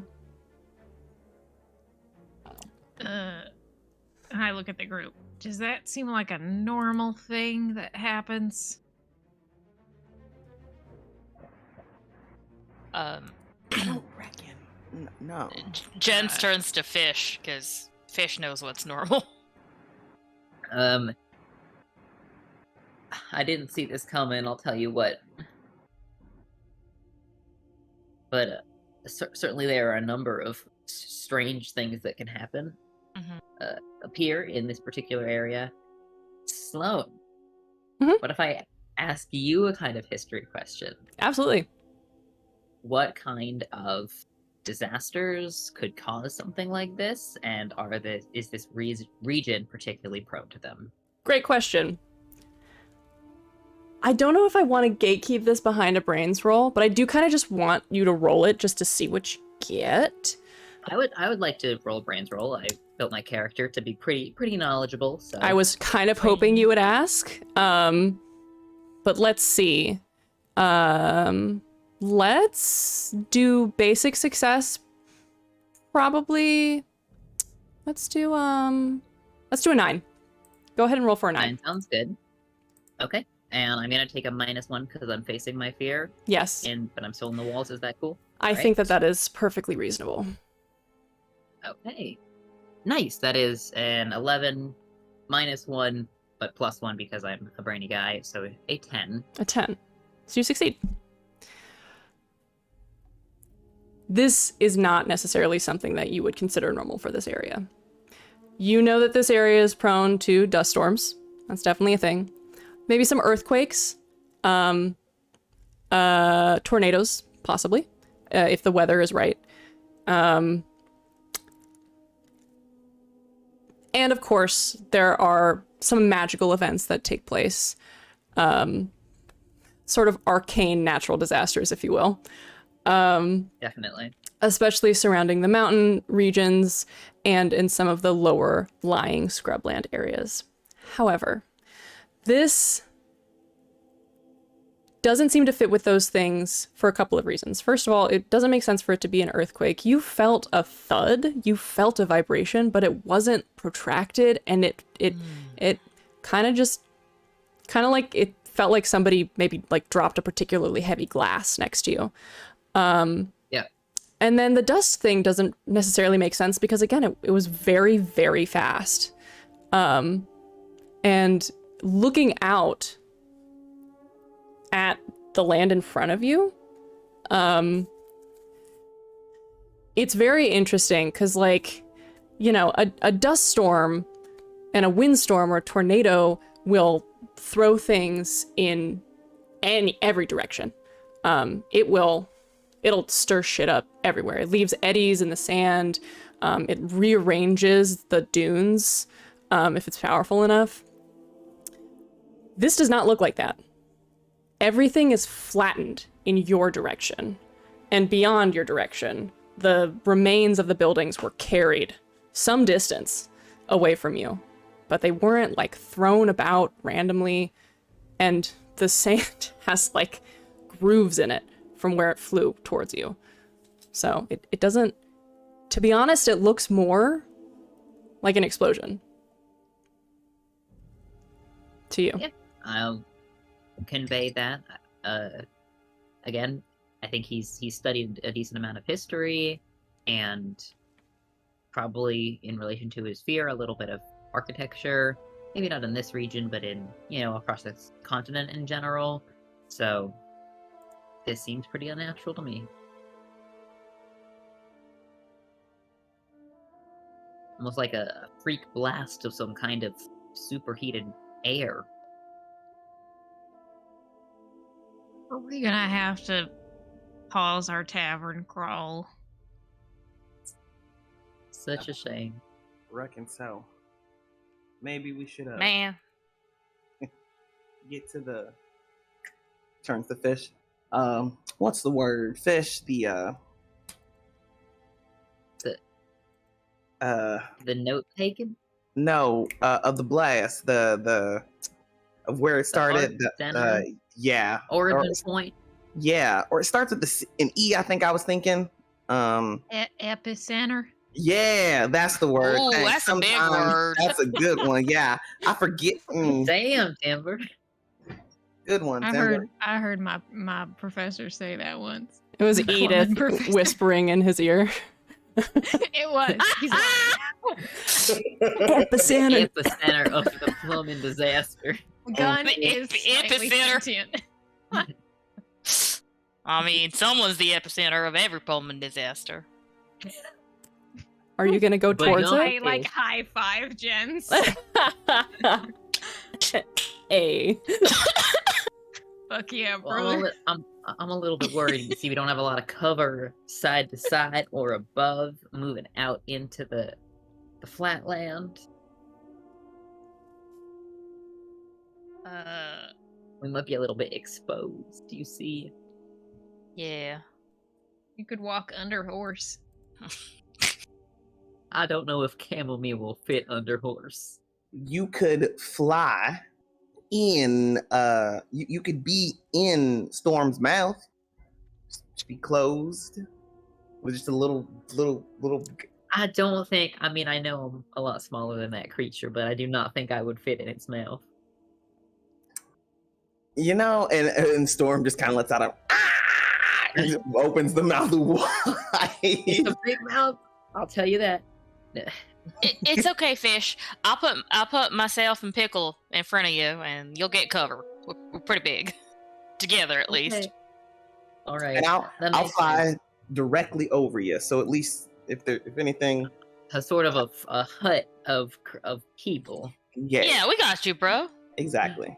Okay, that sounds good. Thank you very much. Mm-hmm. All right. So, Oh, there's one thing I want to do before we set out.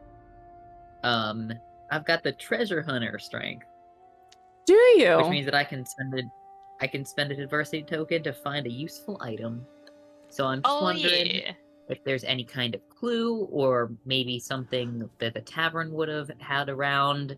Could be like something like a crowbar, or it could be something like I am skilled at tracking.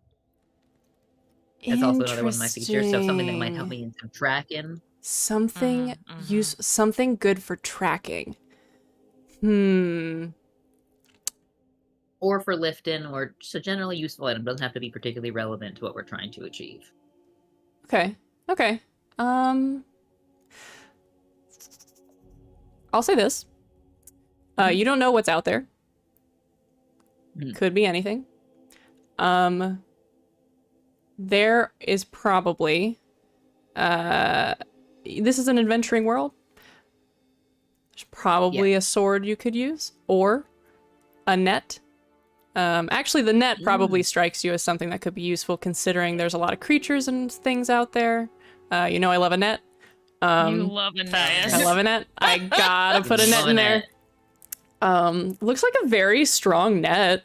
Looks like a nice net. Oh, Could potentially be this is helpful. a nice net. Yeah. Yeah, so I'll spend one of my tokens and pull a net out of the sand. Looks like a corner of it got caught on some of the wood, and that might be helpful. Interesting to find this here. It's kind of a little out of place. It's pretty shiny. But you Would do you find say it.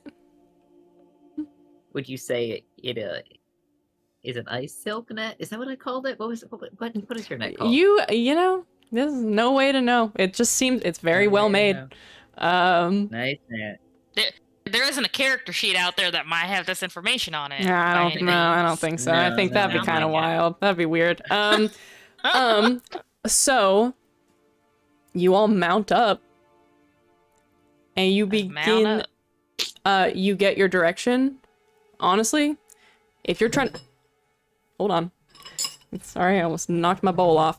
Oh, no. If you are trying to head to the center of this, it's pretty easy to follow. I'll tell you that. You gonna try and get to the center of this? Clippity clop, motherfuckers. Let's go. Yeah. The- Flippity flop. The light of the What noise does this yo make? are you flying, Silas? Oh yeah, like Very and- interesting. And like if the group's like this, Silas is like this. Okay. So he's keeping a shadow over Fish. Oh. The light of the sibling Yeah. moons shines down from above you, and your silhouette is massive and sort of it is striking as deep black lined in silver as the four of you head off towards whatever the center of this thing is. You travel for a little while. You reckon a mile, maybe two. faster on a horse, to be honest. Well, actually, hold on. A mile? Hold on. Directions and distances are hard for me. Especially with horses. And I mix them up a lot. All queers, just putting that out there. It wasn't a mile. It was a different... The shitty thing is that I prepared a distance for this and then I completely forgot it. It gets real hard for me when it goes below a mile and it's like 625 feet. And I'm like, the fuck does that mean? That means nothing to me. Let's say this. Put in the measure of time. You travel for maybe 15 or between 15 and 30 minutes, somewhere in there. And you're like, how would we know? You're pounding pavement to get to the center of this thing. As you travel, you see the devastation around you. It is silent. The sand is like, in this area, it's almost like its own living creature. It moves and it breathes, and it shows signs of the life that has passed through it, over it, and around it. It is wiped clean, completely. A blank slate. No footprints, no telltales, marks of, lizard tails moving through it. You travel, and it's this weird feeling because it sort of becomes difficult to tell the distance you're traveling because all of your landmarks that are close are gone. All you have in the distance are these mountains that spread around you like a crescent. And you are oriented in that direction as you continue to run. At the end of that time, you do sort of begin to see something in the distance, a disturbance. It's hard to quite figure out because it is dark. Even with dark vision, which I'm assuming all of you have. It's black and white, and it is a disturbance in the ground, almost like a cliff. And you continue to approach. Are you slowing down at all? How are you approaching this? This is like the first thing that you've seen that's different. Yeah, approach a little bit more cautiously. Are there any, you said it's a hole in the ground or like a cliff face, kind of like a... As you approach, you begin to see what seems to be sort of like a dome, a downward dome. Concave in the ground. As you approach, you slow up a little bit. Silas, would you like to get a better perspective? Yes, absolutely. Let's do it. You fly upward, leaving the group behind a little bit, but you fly up. And we will get to that in a second. Sorry. As the folks below you begin to approach this divot in the ground, it gets bigger and bigger. And it disappears further and further down.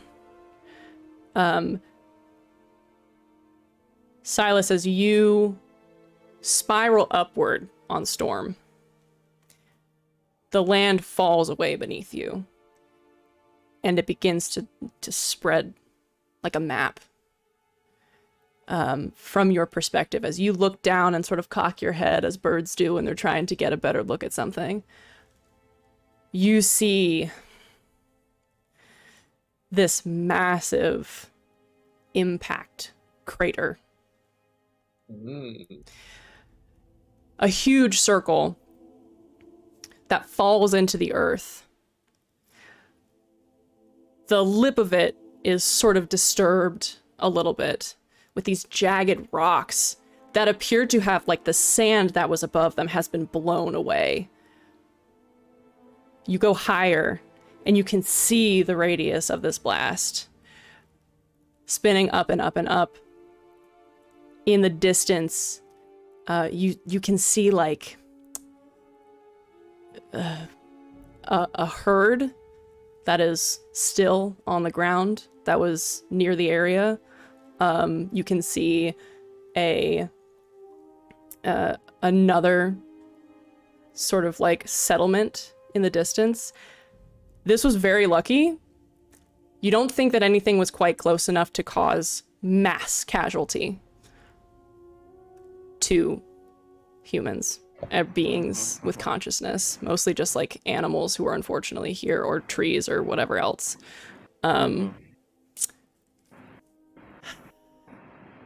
It looks like something hit the ground.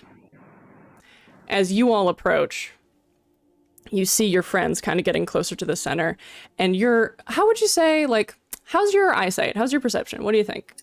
Oh, listen, this is a fantasy game, so my little guy has perfect vision. Hell, has better vision. You know, birds can see just him and Crow have the same vision, and it is so fucking good, supernaturally so. There is, as you fly, you pass in just the right direction where the light of the moons glints off of something in the center of the crater. And as you all approach the lip of it, you look down. It's big. And there is something in the center. A silhouette. It's dark to you all. Maybe a few facets that are throwing off a little glimmer of light.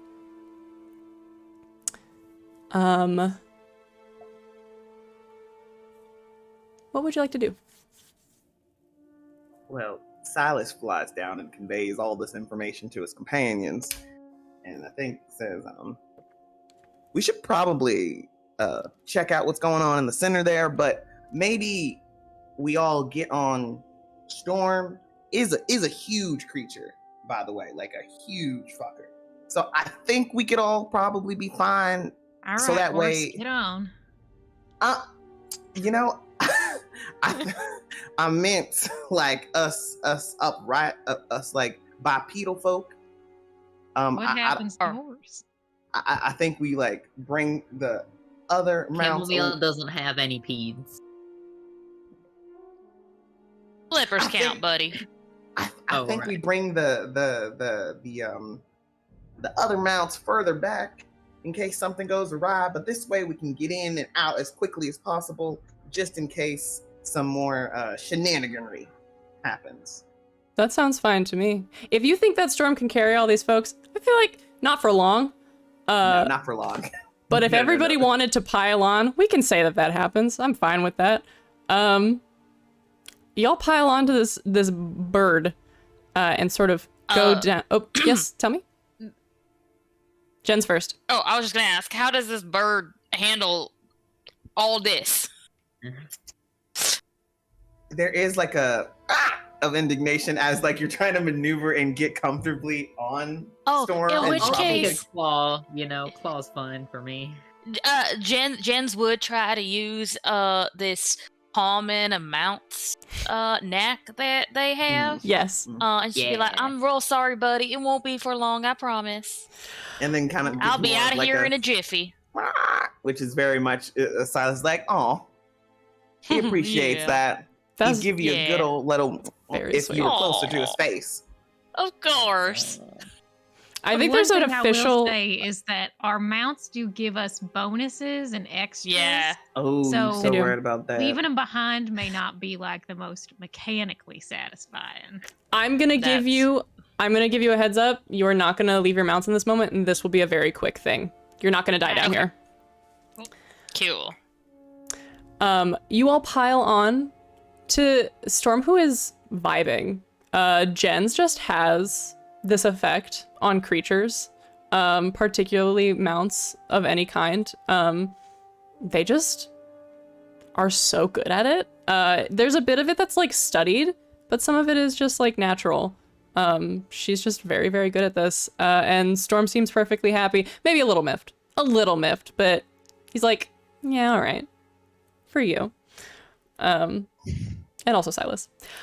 But you all pile on and you head down in there. The sand is disturbed by the massive fucking wings on this bird. How are you trying to get a look at this thing? The sand seems safe. You could probably touch down in there if you wanted to. This is me saying you're not going to die. Yeah. Up to you. How would you like to handle it? Alice? We can get off. We can get off a storm at any point and get a closer look and hop Hell back yeah. on and dip the Yeah. hell out. The if crow anything can kind of gets- just drop me and roll me when we get closer to the center. That's fine. Cool. All right. Okay. You all sort of touch down here. Who is taking a look at this rock, at this thing in the middle? Maybe Edith, and I can make sure it's safe. I can ask her. That's like let's do some magic together, pal. And we'll hold out Edith with the barrel pointed towards the stone. Fuck yeah. This seems like it's kind of like a divination thing. You're trying to glean some information from this, maybe? Yeah. Or did you say it's something else? What's your vibe? No, I think that's perfect. Brain stat is used to cast magic when you want to reveal something hidden, understand something mysterious, or see into a different place in space or time. This is probably a bending reality situation. It is small, so that's up to an 8. Instantaneous, we'll call it a 0. And then, have you cast this before? What do you think? No? I want to be specific about what we're trying to do. I would love if Timber is doing some kind of magic that's related. Like, I think the two things we kind of want to know are, what is this thing's vibe, and is it trapped or dangerous to come near? Mm-hmm. So, like, either of us could check either. I Unless am you wanna know something willing. else. I'll just hang as support and contribute some adversity if your roll doesn't go well, because I feel like I'm not good at this. My gun is. So yeah. Cool. That sounds good. So yes, let's go for trying to understand. Let's look back a little bit. Let's see if it's. Let's go for the learning more information about it kind of divination. To be clear, you are trying to cast a spell, right? Yeah. Okay, so this is instantaneous. Have you cast a spell like this before? Have you witnessed it, or have you never cast it before? Definitely. This is what he studied. Okay. Have you cast it many times? Could be mastered. If I'm able to say that, I do think it, since I said Okay. divination is his major, that it makes sense that he. Let's do it. That's gonna be an 8. Great. So whatever is associated with divination, which is it brains? Brain. Yeah. Go ahead and roll that plus a d4. Okay. That is a 19 plus 4 plus 2. No, plus 1. 19 plus 4 plus 1. So 24. Very effective. Timber and Fish, you're both hanging out, looking at this thing, trying to figure it out. You got Edith in your hand. As you sort of approach this, it is a rock, or it looks like one at least. Seems like it would be hard to the touch, maybe even cool. It's very smooth. It's about yay big. That's interesting. It looks like there's like a it looks like two halves of one whole. They've kind of like the way that they've settled in the sand. They're sort of like broken apart, and the inside is not necessarily hollow, but riddled with holes. And as you both stand there looking at it, you channel this magic, the two of you together. You can just say you're doing it together. Fish, what does it look like when you channel this magic? It kind of looks like a pumpkin growing in reverse. So, I've got my wand, my little coral wand, and we kind of point them together and we cross the streams, as it were. Pew! And then the area around the rock kind of shrinks. There's almost like this mirage illusion over it, as if it is ungrowing down to a seed, and then an image unfolds from that seed. You see an image of two figures standing in front of a plain wooden building. standing close together, shoulder to shoulder, framed by a broad night sky filled with a shower of stars.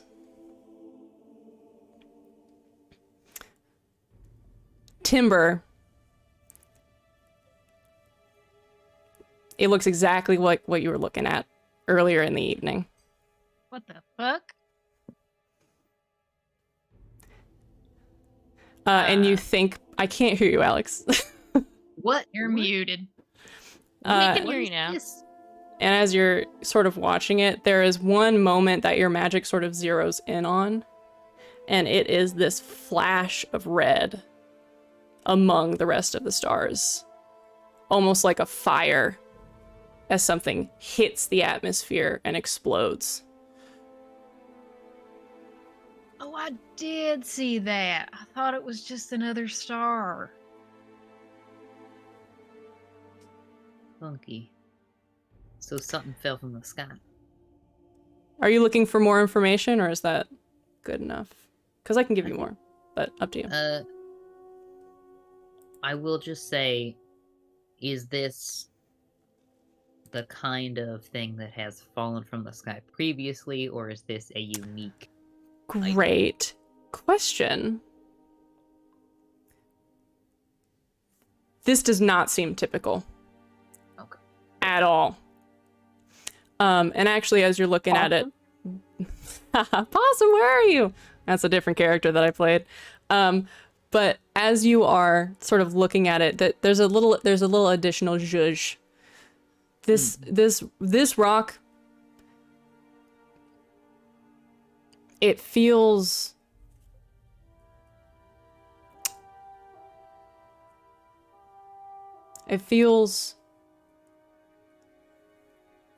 like a bed. Something about it. Something hatched from This here. there's like a feeling of comfort. Silas and Jens, these two are looking at a fucking rock. What are y'all doing?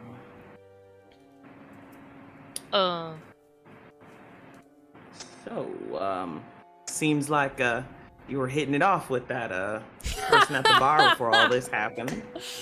I sure was. And I was gonna ask you. Looked like you were about to take things to the next level, so to speak. Yes, that was the plan. You know, I so focused on my schooling, didn't really get into everything or everybody I wanted to. So I thought, we're done, might as well get a head start on things. But of course, something would catastrophically happen to interrupt that. You know, it's like that law of that one person where, like, you know, if something's going good, things are gonna go wrong. Like, I mean, there's a lot of superstitions around there, and I believe all of them because I don't mess with that. If people are saying it, it's for a reason. Fair. So, you know, just take it on the chin, and you know what? You out here doing some heroic stuff, and I'm sure there's someone gonna be real appreciative at the end of it. Are you appreciative of it? Oh, I'm always appreciative, baby. Listen, Jens, Appreciating and being appreciated. It's life's about, right? How do you feel about guys that are slightly shorter than you? Well, that does really include almost everyone I've ever met. So, you know, I'm into it. Are y'all just hanging out shooting the shit? Is that what's... Yeah, basically. Yeah. Okay, Listen, you take two... Flirting. You take two brain cells and you put them out there. What are they gonna do? They're like, give me something to hit. I'll hit it. Very Listen, fair, his very magic fair. is fighting and binding. That's all. That's all. But he's also, got. give me something to hit and I'll hit it. I'll say this. Sorry. The divination was very, very good. And you two, you've been around. You know, you've seen some shit. As your conversation sort of tapers off, you come back together. Alex had to leave for a second, but we'll just narrate our way through that.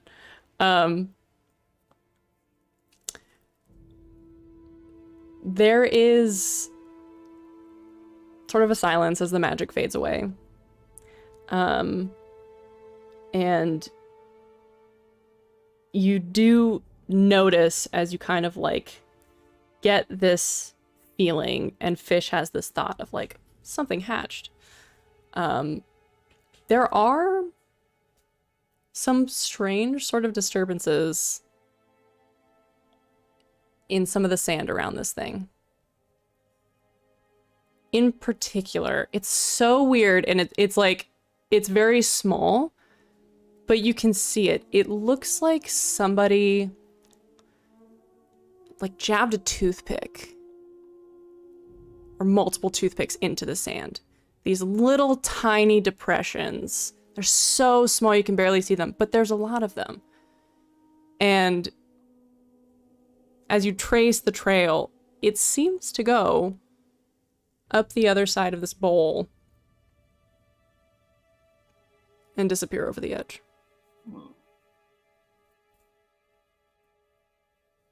Creature. Creatures. Back to the mounts, following the trail. Easy Now- enough. Is this a bug-like skitter, or more like a mouse? Or... I can't fucking hear you. What are you saying? Whispered or more like a mouse. It. You have never seen anything like this. It's weird, I take comfort in Okay. that. but it is small. It could have very small eyes. Let's go find something new. All right. Chamomile, giddy Single out. bead of sweat. You fly back to your mounts and follow along. This is kind of it goes for a little bit. It's a tough thing to track. It's a little tough, but you all have been doing this for a hot second. You can make it happen. I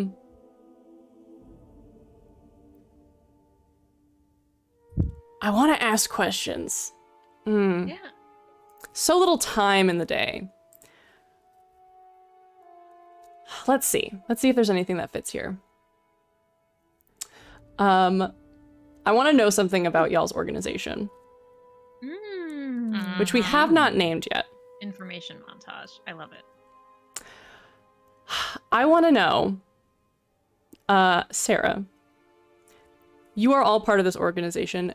Does it include only the four of you, or is it larger? Oh, it's absolutely larger. It is not large as in a lot of people know about it. I think it's fairly like underground, and if people were to be like, "Who are you?" you would have to be like, just a couple of humble folk doing our best. Like, it is not for the glory of the name, but it's the like, we have eyes everywhere kind of organization, and it's why we chuckle fucks landed into it, because they found us at one point and they were like, all right, y'all need to like sit up or shut up kind of thing. Do you have anyone you report to, and do you respect them? Ooh, still me? Yeah. I'll leave it up to everyone else in terms of the question of like, do you respect them? I think that's like a choice between each person, but I think I think that we occasionally have to report back to let's have a good name. Clarence. Clarence is fantastic. We have to report back to Clarence. Fuck yeah. Pooja, if you would answer a question for me. I can. I sure can. Your latest job, the one that you most recently went on, involved a strange object. Was the mission to study it, steal it, or destroy it? And were you successful? Well, the mission was to steal it, but it fought back real hard, and so we ended up destroying it. So it was kind of a mixed success. They were real mad about it, but then, you know, we've got some charming people in this group, and just convinced them that, listen, it was so bad that it could not be studied, and so destroying it was the only way to assure peace. And Clarence so, does have a crush on all members of the party. in Jens's heart, it was a success. So you destroyed it. We did destroy it. But not because we wanted to, because we had to. We made the hard Oh. choice. Alex, how long has this organization existed, and does anyone know why it was founded? Ooh, lovely question. I also have an idea for a name, potentially, but obviously up to everyone. I don't want to steal that if that was VJ's question. I think this organization has been around in some form for a very long time, and it was supposedly founded to guard a particular secret. And over time, its purpose has evolved to understanding and protecting people from other secrets or other strange things, but it was originally founded around the concept that there is something lost in this area that, if it were to be found, would bring about the end of the world. And so this was like, the purpose has completely changed over time, and people might not even remember that, but there is still a like that. And my idea for the name is sort of a play on words that's specific to this region, because people in this region, I don't know if it would still be the same way historically, usually have a mentor that they call a Vard, and that's like your person that you have a spiritual connection with who advises you in Olar and Albara. So I was like, this could be the last Vard, or like a play on the last guard. Love that. BJ, when was the last time the four of you went against the directives of your organization, and did you get caught? That's an excellent question. I think in our second mission together. Oh. Not the first. You know, we did what we were told, but in the second one, there were a little bit of shady things going on, not quite giving us the full story about why we were supposed to go and like bring in this person. And then we did in fact get it's an important mission, but they only sent us because of our age and thinking we'd blend in a little bit better with like grabbing this person and getting out. Not because like we were the best, but we were best suited for the age group. And we realized that they didn't have quite altruistic, maybe slightly nefarious, not too much so that we stopped working with them, ideas for this person, and instead we simply gave them a heads up. Hey, you're gonna want to get lost somewhere. There aren't any eyes, and make up an excuse for leaving. We never saw you, and I don't think we got caught. We bonded together through that deception, and none of the wiser. Very interesting. You four, members of the last Vard, come upon what looks to be just another bit of wreckage. And in the sand, you can see the distinct form of, like, there's shattered wood, there's some, like, almost disintegrated bits of fabric. But you do seem to see, like, sticking out what looks like what used to be a wheel. Everything else is fucking unrecognizable. And these little dots in the sand, the strange trail that you're following, sort of like disappears into this detritus for a moment. It takes a second for you to like find it within. But there's like, you get in there and there seems to be very abruptly, almost like a fight took place. There's just like sand, like in weird configurations. And then a pair of boot prints headed in the same direction.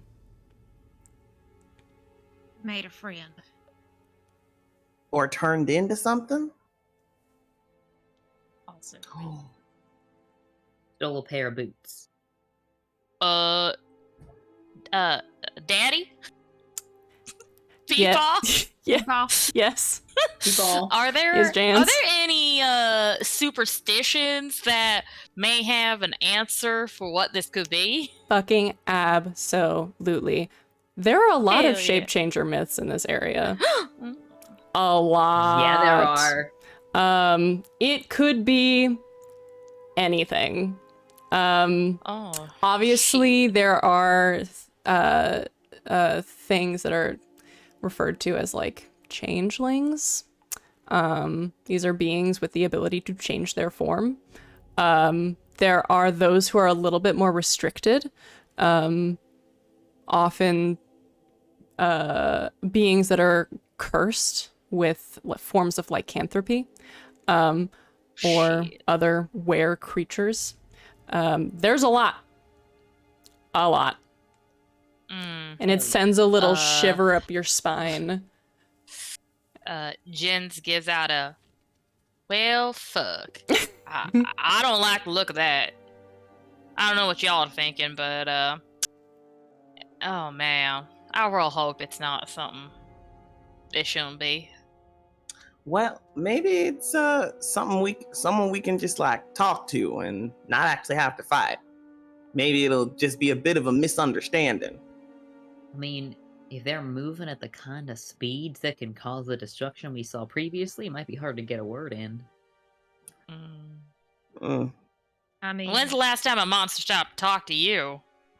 well, Listen, I also do gotta say that I've noticed that if I'm walking forward, I have a different speed than when I like fall off a roof. I'm usually faster when I fall off a roof, and this thing fell pretty far, so that might have been when it was fast.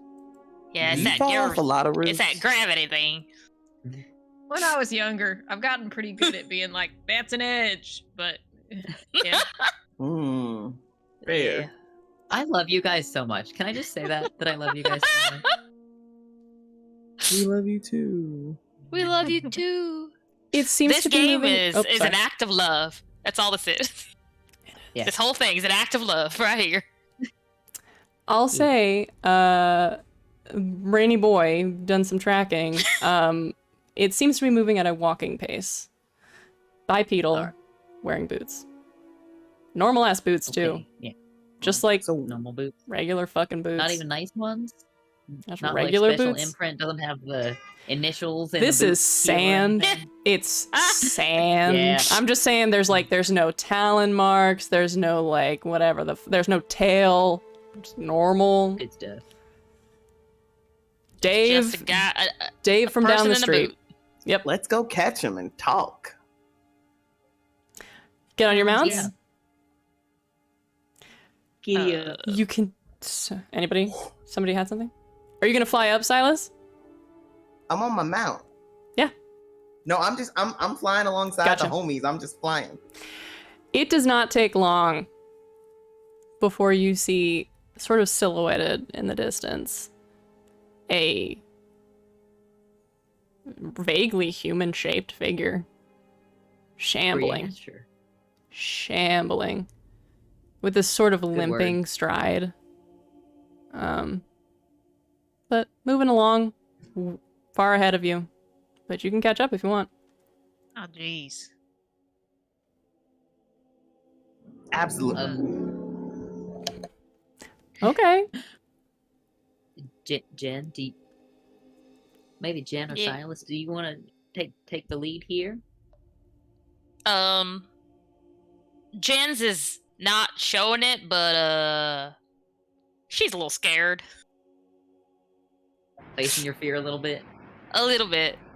Yeah. So, Jens is like, oh, yeah, Silas, you got the vertical advantage. You want to go first?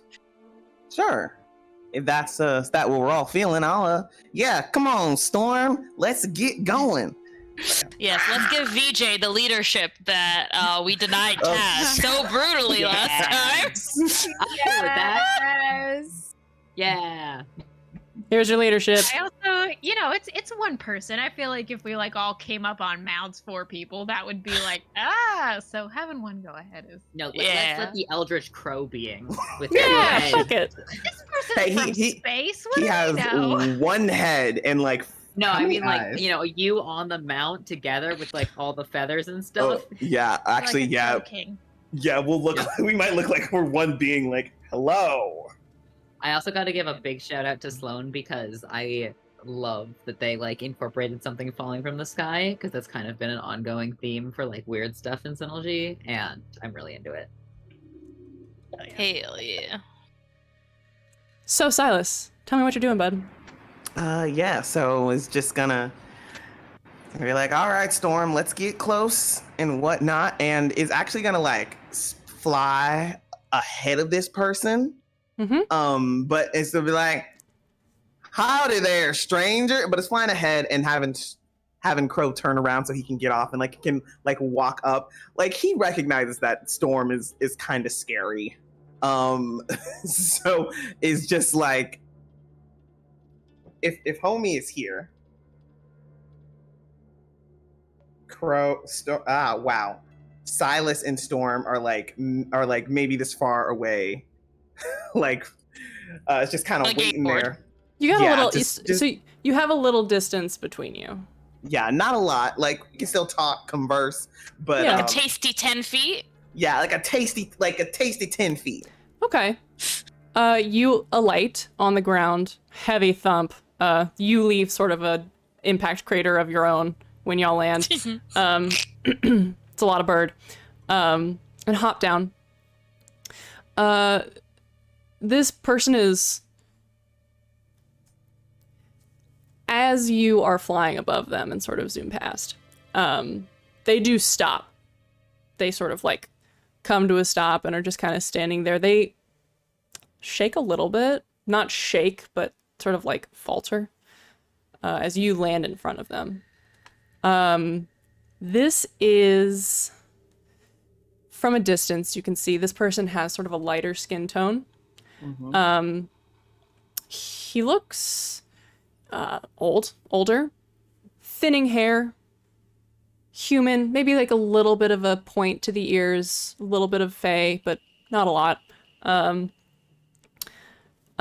Wears like very traveler's clothing, worn traveler's clothing. As a matter of fact, a lot of his clothing has been sort of blown off and hangs in tatters around him. He seems to have been caught in this blast. And he's just kind of standing there. It's about as much detail as you can get from a distance. And you yell out and say, "Howdy, stranger." He does not respond at all. Okay, Sloan. I, the human guy VJ, have some thoughts going on right now, right? I have some thoughts here. But like, am I close? Do I need to get closer if I want Silas to determine how old exactly the clothing looks? No, you don't have to get closer. You can determine that clothing looks like it was fucked up. But it doesn't look like decayed necessarily. It just looks like well-worn clothing that this guy's had for a while. Is there something else that you were searching for when you were looking into that? Had for a while. Okay, because see, I, the human guy VJ, think that this is like this is a little thing that like took over somebody's body, but I don't know if Silas would think that. So I don't think we're at that point. So Silas is gonna be like, I think maybe you fell from the sky, got a little dusted up. Maybe that was on accident. Are you understanding me? Do I need to try some magic speaking in a different language? He begins to sort of like shamble towards you.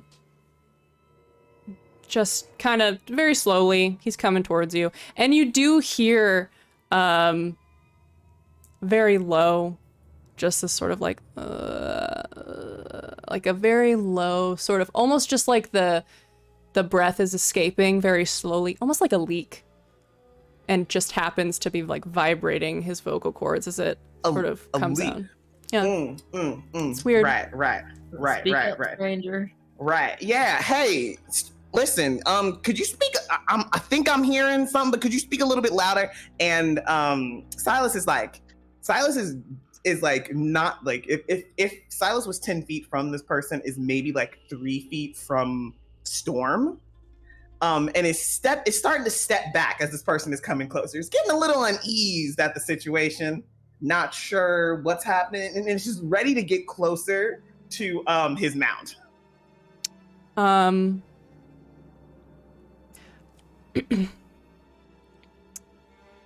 A weird.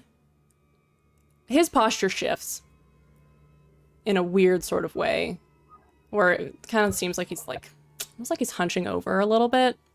And then it seems like it's just like, it's so strange. There's a ripple of like moving mass underneath his clothes, almost like he's got a fucking creature in there. Like it looks like he's got a squirrel in his shirt or something. And it like comes around, and then his body kind of like straightens up as his chest puffs out, and his throat begins to swell. And he does open his mouth to talk to you. And you watch as tiny toothpick-sized pins, endlessly long, begin to shoot out of his mouth on either side, crawling over the sides of his face as his jaw opens, and there is a crack as it disconnects from his skull, and it hangs as red pins and needles begin to push out of his mouth. I do believe it is at this point that Silas is going to utilize his best form of magic. Their best form of magic, binding magic, is backing up to get. It's like, oh, this isn't good, and it's shouting, y'all, it's not great, but it's gonna. Okay, would he need to choose between getting those few feet to get on Storm and like casting a binding spell? Interesting question. I think probably I'm gonna say yes. Okay. He's gonna cast a binding spell. It's and he's got a number of them in his repertoire. Sometimes they're just kind of like a little lasso, a net. One of them kind of makes just this like kind of like a just a little like transparent little box that's comfortable for whatever creature he's casting on, just to give him a moment to calm down before he has to like get closer and converse. So I think he's going for the box to like just kind of, and he whips out his hawthorn wand that's got a little golden core in it. Fuck yes. And binding magic is brawn, which is his D20.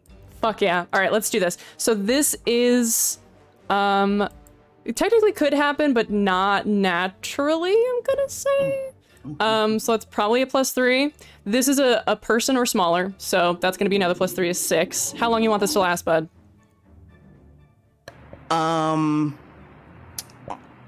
Minute? Hour? Would a minute be all he needed to? Actually, he's gonna go for an hour. He's gonna go for an hour. I think that's best. That's +2. That's an 8. Have you cast this before? I'm assuming you've cast this before. 100%. Like okay. He's like literally his whole thing is relocating creatures sometimes when people are being weird about him. Let's call this an 8. So that's gonna be your brawn plus a D4. Oh yeah. Okay. All right. Ooh. And with a 21. Fuck yes. Amazing. Nice. I did not explode with that, but it is a 21, so. That is okay. Wasn't sure where those needles were going if you didn't succeed. Who truly knows? So this is good. This is good. Okay. So you're binding this creature, yes? Mm-hmm. And it's a box sort of surrounding it? yeah, it's just kind of a pretty transparent box, but it does like it's like you can see like where it's like corners are and stuff. Oh my yeah, god. It's see through. Wait, guys, I fucking forgot that. Well, how would that work? When you're like fighting someone with magic, you typically roll the same thing against each other to see if you can avoid it. I don't think we need to do that for me because I can just set the DC. I think you succeeded pretty effectively. Sorry, this is me thinking out loud.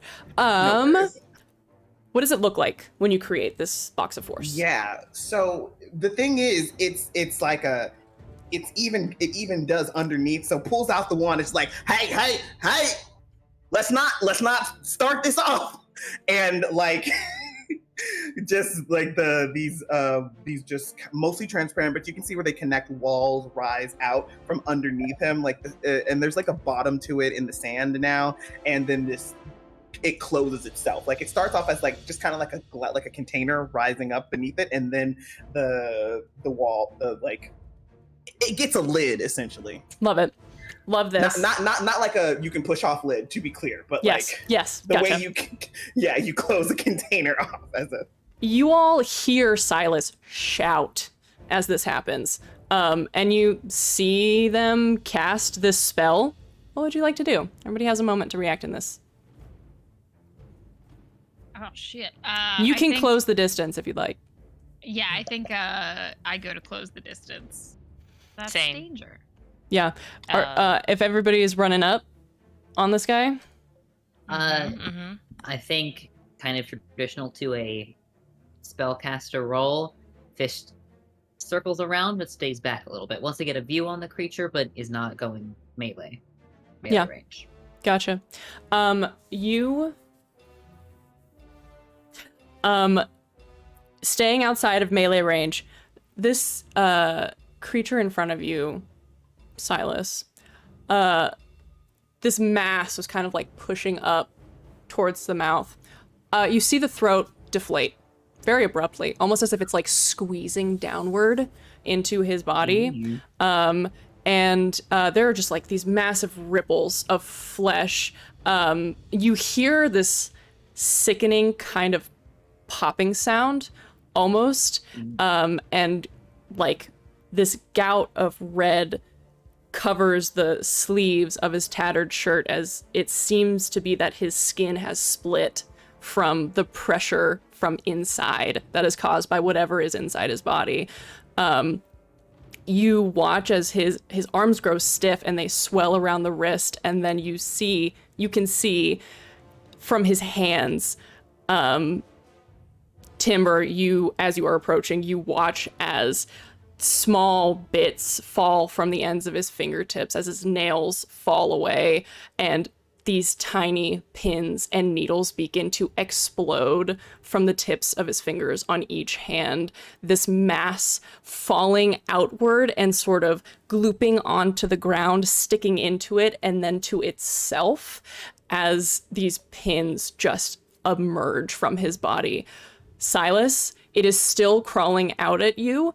In fact, the mass that has started to push out of the mouth is now racing towards your face, and speeds towards you. It's almost like these are millions of tiny little appendages, these little needles that they stick into the ground and roll over each other and then abruptly hit the wall of force that has been created by your spell. Likewise, on the other side, you see it is so weird that I guess you could call it running, but it's like this thing turns over on itself, gaining purchase with these tiny little skinny pins that it digs into the sand and then washes up against the wall like a wave. As you all close in around it, it is contained for now. I thought that it was gonna break free. I was like, oh god, it's got a thing. It's about to eat my face. For now. For now. Okay. So, y'all, maybe not a shapeshifter, maybe a parasitic organism that inhabits the bodies of things it comes in contact with. And this will last for an hour. So we should probably figure what we're gonna do about this. never seen anything like this in any of those history textbooks. Creepy as fuck. I don't think any stories I've heard go this far either. I could shoot it. You can't shoot it right now. The container is meant to keep everything in, everything out. I usually use it to give like wild creatures some breathing room before I have to relocate them somewhere or give them aid or something. Here, let me do this as soon as possible. Peepaw, if I may. Now, normally kids on brooms get a little familiar, and I think Fish kind of fits enough into a wizardly category. It makes sense he might have a kind of familiar-y vibe. That tracks with you. I'm also assuming this is kind of a historical one-shot, that instantaneous communication is not something that's super prevalent around here yet. So I would love if there's a way that we can contact the last Bard that involves something relating to Fish having a familiar. I was thinking that maybe he throws up an actual fish and one of the bird network catches it and then delivers the fish to the last Bard, and he can speak through the fish or something to let them know there's danger. Very or a interesting. signal that way. I will say this. You are currently in the middle of a pretty big disaster area. There aren't a lot of birds here right now. So true. It's probably gonna take a little bit before things are recovered. It's not that I don't want you to have that. It's just that I think that right now, comms are a little complicated. Yeah, I think you're completely right. There's not any extra forces that are delegated to helping people out. So in that case, he thinks to do that, calling out for help, says to the group, not sure that anyone else can come help us with this, so I don't know if violence is necessarily the answer, but I certainly don't want that thing getting near me. If we can't contain it for long enough to get some help, we gotta take care of it. I mean, theoretically, we could cast in this next hour. We could try and cast a bigger box around this one. Now, magic could get a little hanky and wild about it, and maybe have it last for a day, and maybe that'll get us some help. Because I don't know how we would fight. Well, I guess maybe we could try setting it on fire. I do have some good but if that doesn't work, we might if it can inhabit multiple organisms, we might be bringing back a literal, I don't know, in doomsday end world scenario to the rest of everybody. And it definitely doesn't want to talk. Correct. I tried asking multiple times and it was making this real so I just thought maybe the person wasn't speaking up, but then the mouth just kind of and and I don't think it's capable. Yeah. I don't think many of us speak pincushion haystack. You while you are having this conversation, this being, whatever it is, first of all, at one point it seems to leave the body completely, and it collapses like a tent that's had its poles pulled out. The body does? Yes. Almost like a wet handkerchief that's been dropped on the ground. It just description. Flat. Damn. And blood. It doesn't move as fast. You get the idea that this thing isn't totally fresh. Likely was something that was found in the wreckage of the explosion that this creature located and used.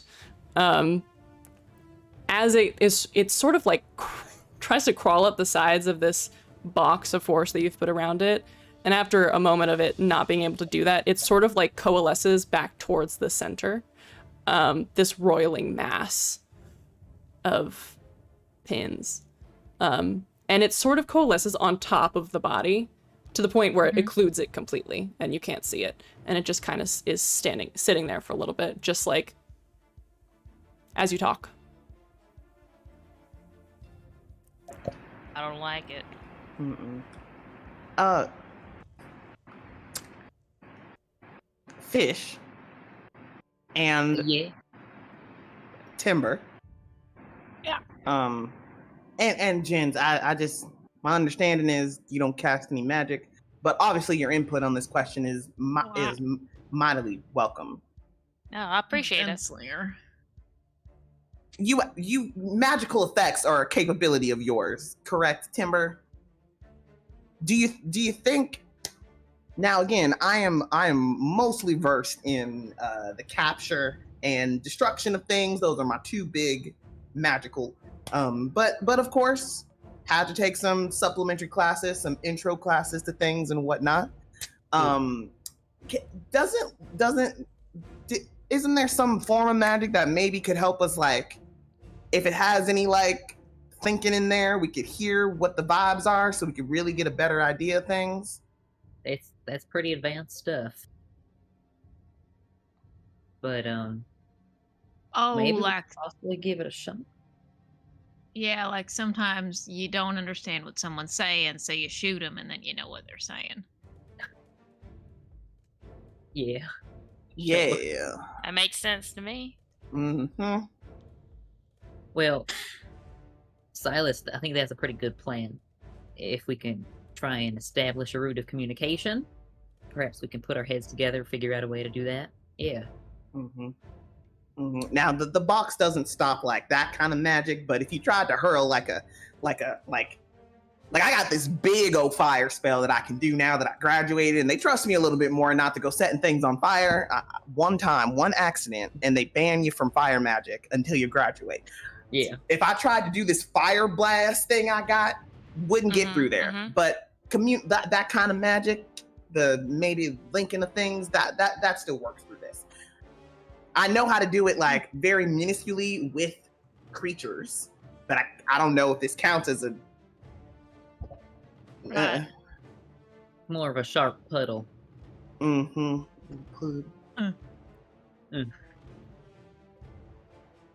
Well, first and foremost, before we start getting into the mechanicals of casting and whatnot, maybe we should shore up this area around ourselves a little bit, just in case there's something unnatural about this creature that might drain the protective force you've made already. Do we want to go in a... No, if we go in a box, and then we get trapped. That's not a good idea. Yeah. Maybe Another we can box? just do some wards, or I think maybe, I'm not sure how much it would stop this thing, but if we could do some kind of a wall or like a circle enclosure, I might be able to transmute some of this sand into solid blocks that y'all could move around. That's a lot easier, than trying to raise a fort from nothing. Yeah. We can do that. That makes sense. Establish some fortifications. Mm-hmm. Yep. Hey, Peepaw. Yes. Hey, Paul. Peepaw. Does it look like my container is weakening? As you all are having this conversation, the being kind of stands. I keep saying stands. It's not an appropriate word for this. The being is there. Remains. Goops around there. Goops around. And at a certain point, it begins to like move out again and move around. As it spreads out from the center, it sort of reveals the sand below it. The body's gone. There's really not a lot left. Some bits of metal, a belt buckle, a ring, a couple of other bits and pieces. But other than that, everything is gone. And it sort of seems to break into these little, almost like droplets. And is just kind of like skittering around the faces of this box, sort of like a flock of birds does. How it all moves at the same time, but in different bodies. And there is a bit of interference, let's say, occurring across the internal face of this thing. As they all sort of like travel over it, these little ripples. Seems almost as if every time one of these little needles touches the surface, there's just a little ripple outward, almost like the sides of the force is being hit by like raindrops. It's actually kind of beautiful, but something's happening. I'm just not sure what. Yeah, we should hurry up whatever we're gonna do, because I've never seen my box behave in that way. So I don't know if that hour is gonna be a full hour or closer to like 45, 30, 20 minutes. So let's get to going. Strange box behavior. Strange box behavior. Y'all don't think this is wild? It must be. I mean, I don't know. I can't think of another word for something like that. Seems pretty wild to me. The box explodes. No, Are I'm you kidding. serious? I'm kidding. Oh I'm my kidding. God. I'm kidding. Oh, Sorry. Can't do that. I don't know if I'm the best one to try to understand what it's saying, but who wants to give it a crack? I suppose I'm probably the best suited matters of divination and deep magical study. But maybe as I'm doing this, like I said, working on some kind of fortifications or protections for all of us as we're setting up here would be helpful. Well, So- I don't know how I can help, but I'm coming with you. Yeah. Together, right? Yeah. I will try to mind link with this creature. Fuck yeah. Mind Kick, link. kick. I'm like having a hard time telling. So when it says magnitude of effect and is like rules of reality, I am basing it on our rules of reality. Yeah. Because that's what this game is supposed to be. Yeah. So I don't know if this is bending or breaking. It feels like it's breaking because like brain to brain communication literally is not possible. But it is like possible in the world of Neum in general is where it gets funky, I think. Yes. But But I it's also think a it creature makes- from outer space. It's from space. I This one makes sense. It would be tough. think that it's probably reality breaking. Yeah, I feel that. But it is we'll call it a person or smaller. Take it. So that's 10. Maybe just a couple of minutes, so that's 11. Have you ever cast this before or witnessed anyone cast this before? I No? don't think so. So that's a 15, 16. That's a 16. 16. Okay. And what am I rolling? oh man, good Brains. question. Maybe brains? If this is trying to communicate with someone, that seems like Yeah, it it would be doesn't really brains. Fit. Yeah, it It's doesn't a particularly hard fit, but I under feel like any brains of is the them. closest. If yeah, Yeah. you can roll brains. You could also potentially roll charm if you wanted to. Maybe, I don't know. But I feel like grit would be more on the side if you're trying to do this without your own mind being affected, like because grit is, protection and Also blocking. fair. brains feels good. Let's do brains. Brains? Okay. Wait, actually, I'd like to make one more argument. Charm does says projecting images from your mind into reality, so that might be closer to, telepathically communicating. Yeah, let's do it. Let's roll charm. That makes a lot of sense. Wow. Go, You're you looking out charming for me, BJ. motherfucker. What's the DC again? 16. So roll your okay. number plus a d4. We'll see what happens. You can do it, I and- believe. I'll say the same way that Edith was helping me previously. If I'm able to assist in this magical casting, and if you need any adversity tokens, Fish is Alright. helping out here. That's helpful, thank you. What's I Jen's got- doing while this is D4. happening? All right. I was just asking what Jen's was doing while this was happening. Yeah. I wanted to check in and see if she's got anything. Pooja? Let's see. Well, Jens is gonna go with Fish, and she's only really good at hitting stuff, and there's nothing we're hitting yet. You can get ready to hit stuff though. That's definitely Yeah. okay. Unless someone else thinks of something that they want Jens to help with. We could be building fortifications, you and I. Yeah. You absolutely Training, can. whatever. If y'all want to start like kind of almost like a big circle, like kind of laying out some kind of circle sketching in the sand where fortifications might go, and that could also act as kind of a grounding thing for a ritual of. I'll tell you this: That if works, you want to start digging a ditch, digging like a little foxhole, I think that makes a whole lot of sense. All right, Jens and Pickles are. Pickles is using, big fuck off Yes. to do it. Yes. Fuck yes. And, fuck yes. Jens is just like lifting rocks. Hell Fuck, yes. yes. Absolutely. You're crushing it. Yeah. Okay. You, Silas, Pickles, and Storms fucking go at it, and you're just. There's a lot of high fives as we successfully lift rocks. Timber, tell me what it looks like when you try and do this.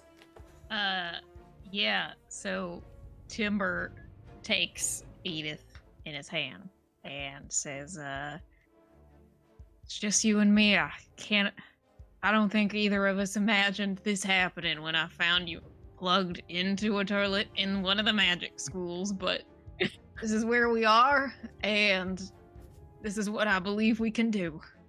Made me the best gunslinger in all of War and Helbara, so let's do this.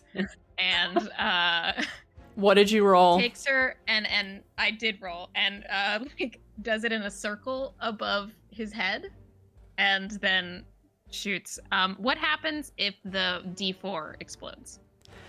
Do I roll that again, or is it just a roll? I don't think it technically explodes, but we can explode it. I think that makes sense. I will explode it. Yeah. I rolled an 11 and a 4. Fuck yes. And then a 2. Yes. So that's a 17. Yeah. Yes. Hell yes. Oh my god. Fuck yeah. Okay. Owl feathers descend from the sky, and one of them worms their way into Timber's ear, and then another slips into the box. It's just ethereal and worms its way into the mass of needles. Fucking. It gets like, have you ever watched people throw things into those like destruction machines that just have the gears that turn with the thing? Yeah, that's kind of what it looks like as it disappears into it. And there is this, oh wow, oh my god, alien thoughts. Alien thoughts? There is this distinct ringing sound that starts soft and then grows in your ears, Timber, as we do like a dolly zoom in on your face, as you feel this connection click together. Jesus Christ. Jesus. And you are touching a consciousness that is like nothing you have ever experienced before. It's so hard to describe because we only have our tiny human experiences. This creature feels things in ways that you have never felt. It sees in sounds and vibrations and shapes. It hears with color and light.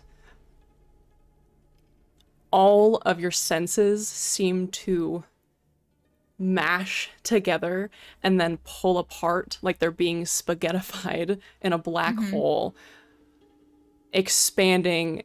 Your head hurts. And you do make a connection. What are you trying to say to this thing? I think Timber concentrates and tries real hard to get through this headache that's going on and says, I know you might be confused or scared, but if you don't want to hurt us, then we want to help you. So, just trying my best to understand you. I don't understand much. But he's trying to communicate. From the other side,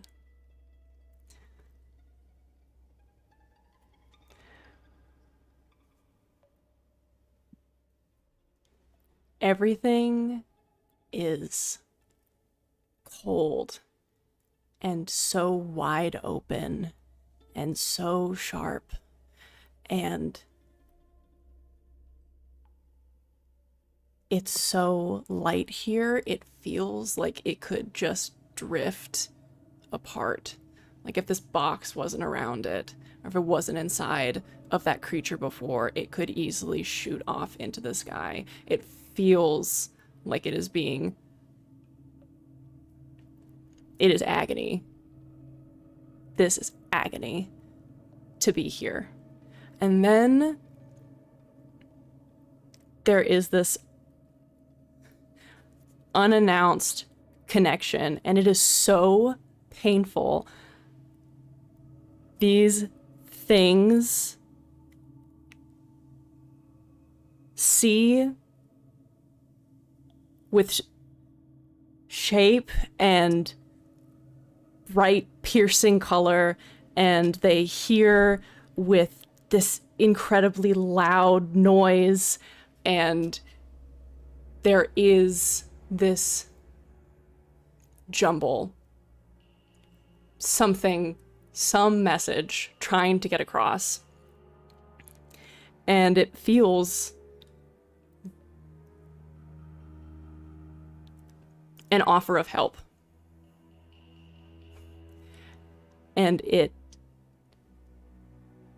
digs down and pushes towards you. And Timber, back in your mind, you feel this agony of sensation just pressing in from all directions. And you feel a thirst, a deep thirst, and a hunger. And you also feel that moment when you are falling asleep and your body jolts you awake because you're falling asleep too fast. That moment of just like waking up where it feels like your chest is wide open, your body is cold, and you are falling. You have that feeling, but it stretches out infinitely, like it could swallow you whole. And then the box explodes. Well, fuck. Jen, Silas, and Fish are able to reach out to you and grab you as this massive force, deafening, explodes outward from this epicenter. For the second time, you are buffeted with winds tonight.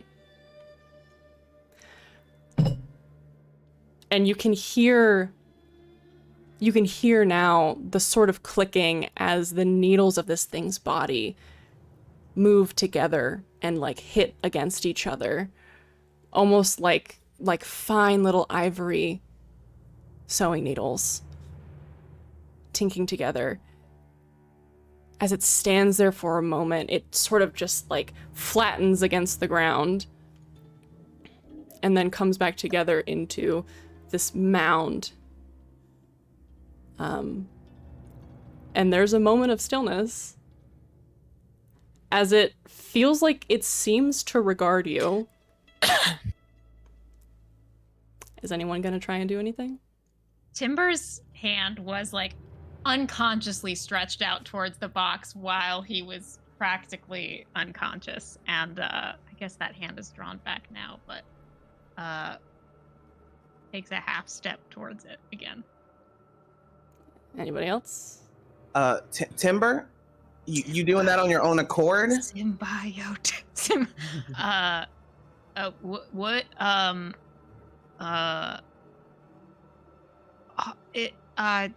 It's, I don't know. It stands there. Are we hitting it? I don't know. And It's it so big. ripples as you say that. And then it sinks into the sand. Oh no. And the world is silent again. You see the last couple of shifts I don't like it. as it disappears.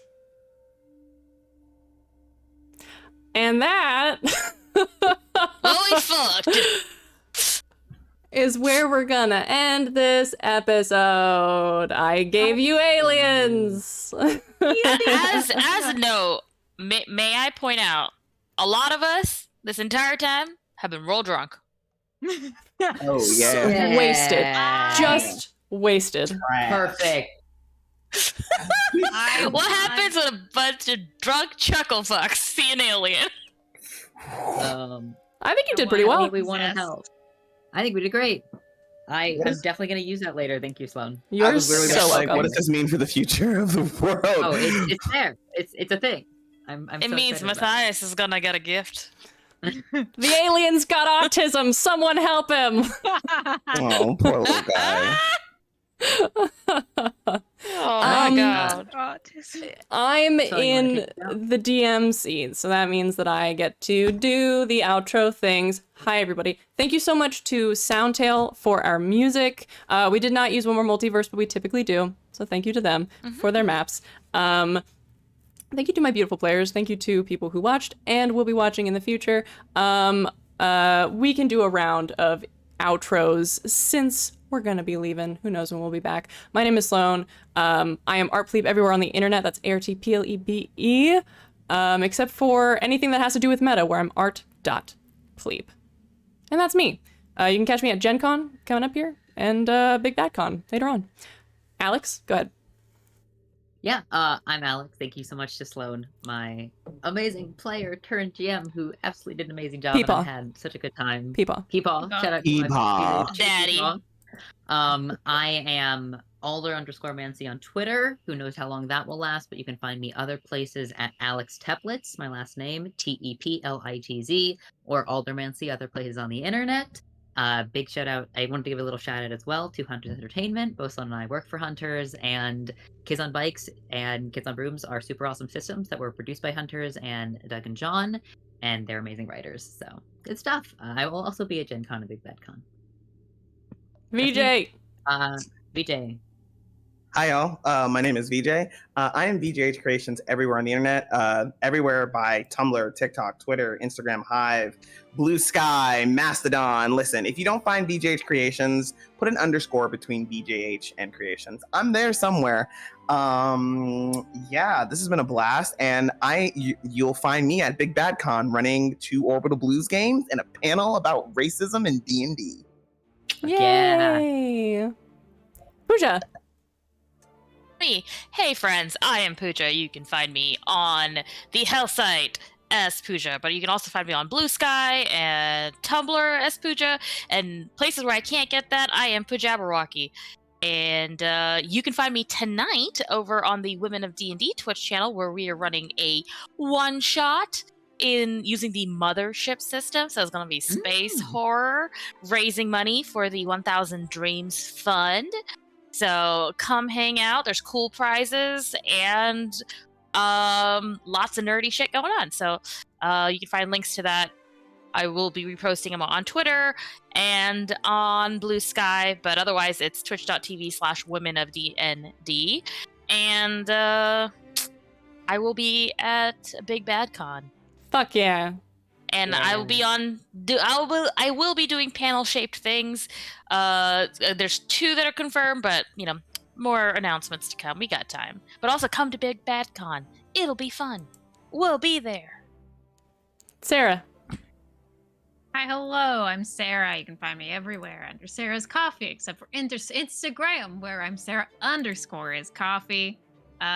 You can find me also tomorrow on Happy Jack's RPG, where I'm going to play a little superhero. Their name is Kit, and they are so cool, and I love them. That's me. All right, everybody. And that is everyone and everything for this session. Thank you so much for joining us.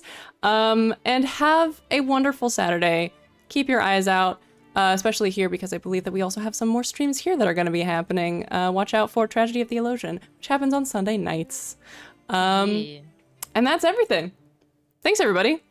Have a fantastic week, and fucking support the strike.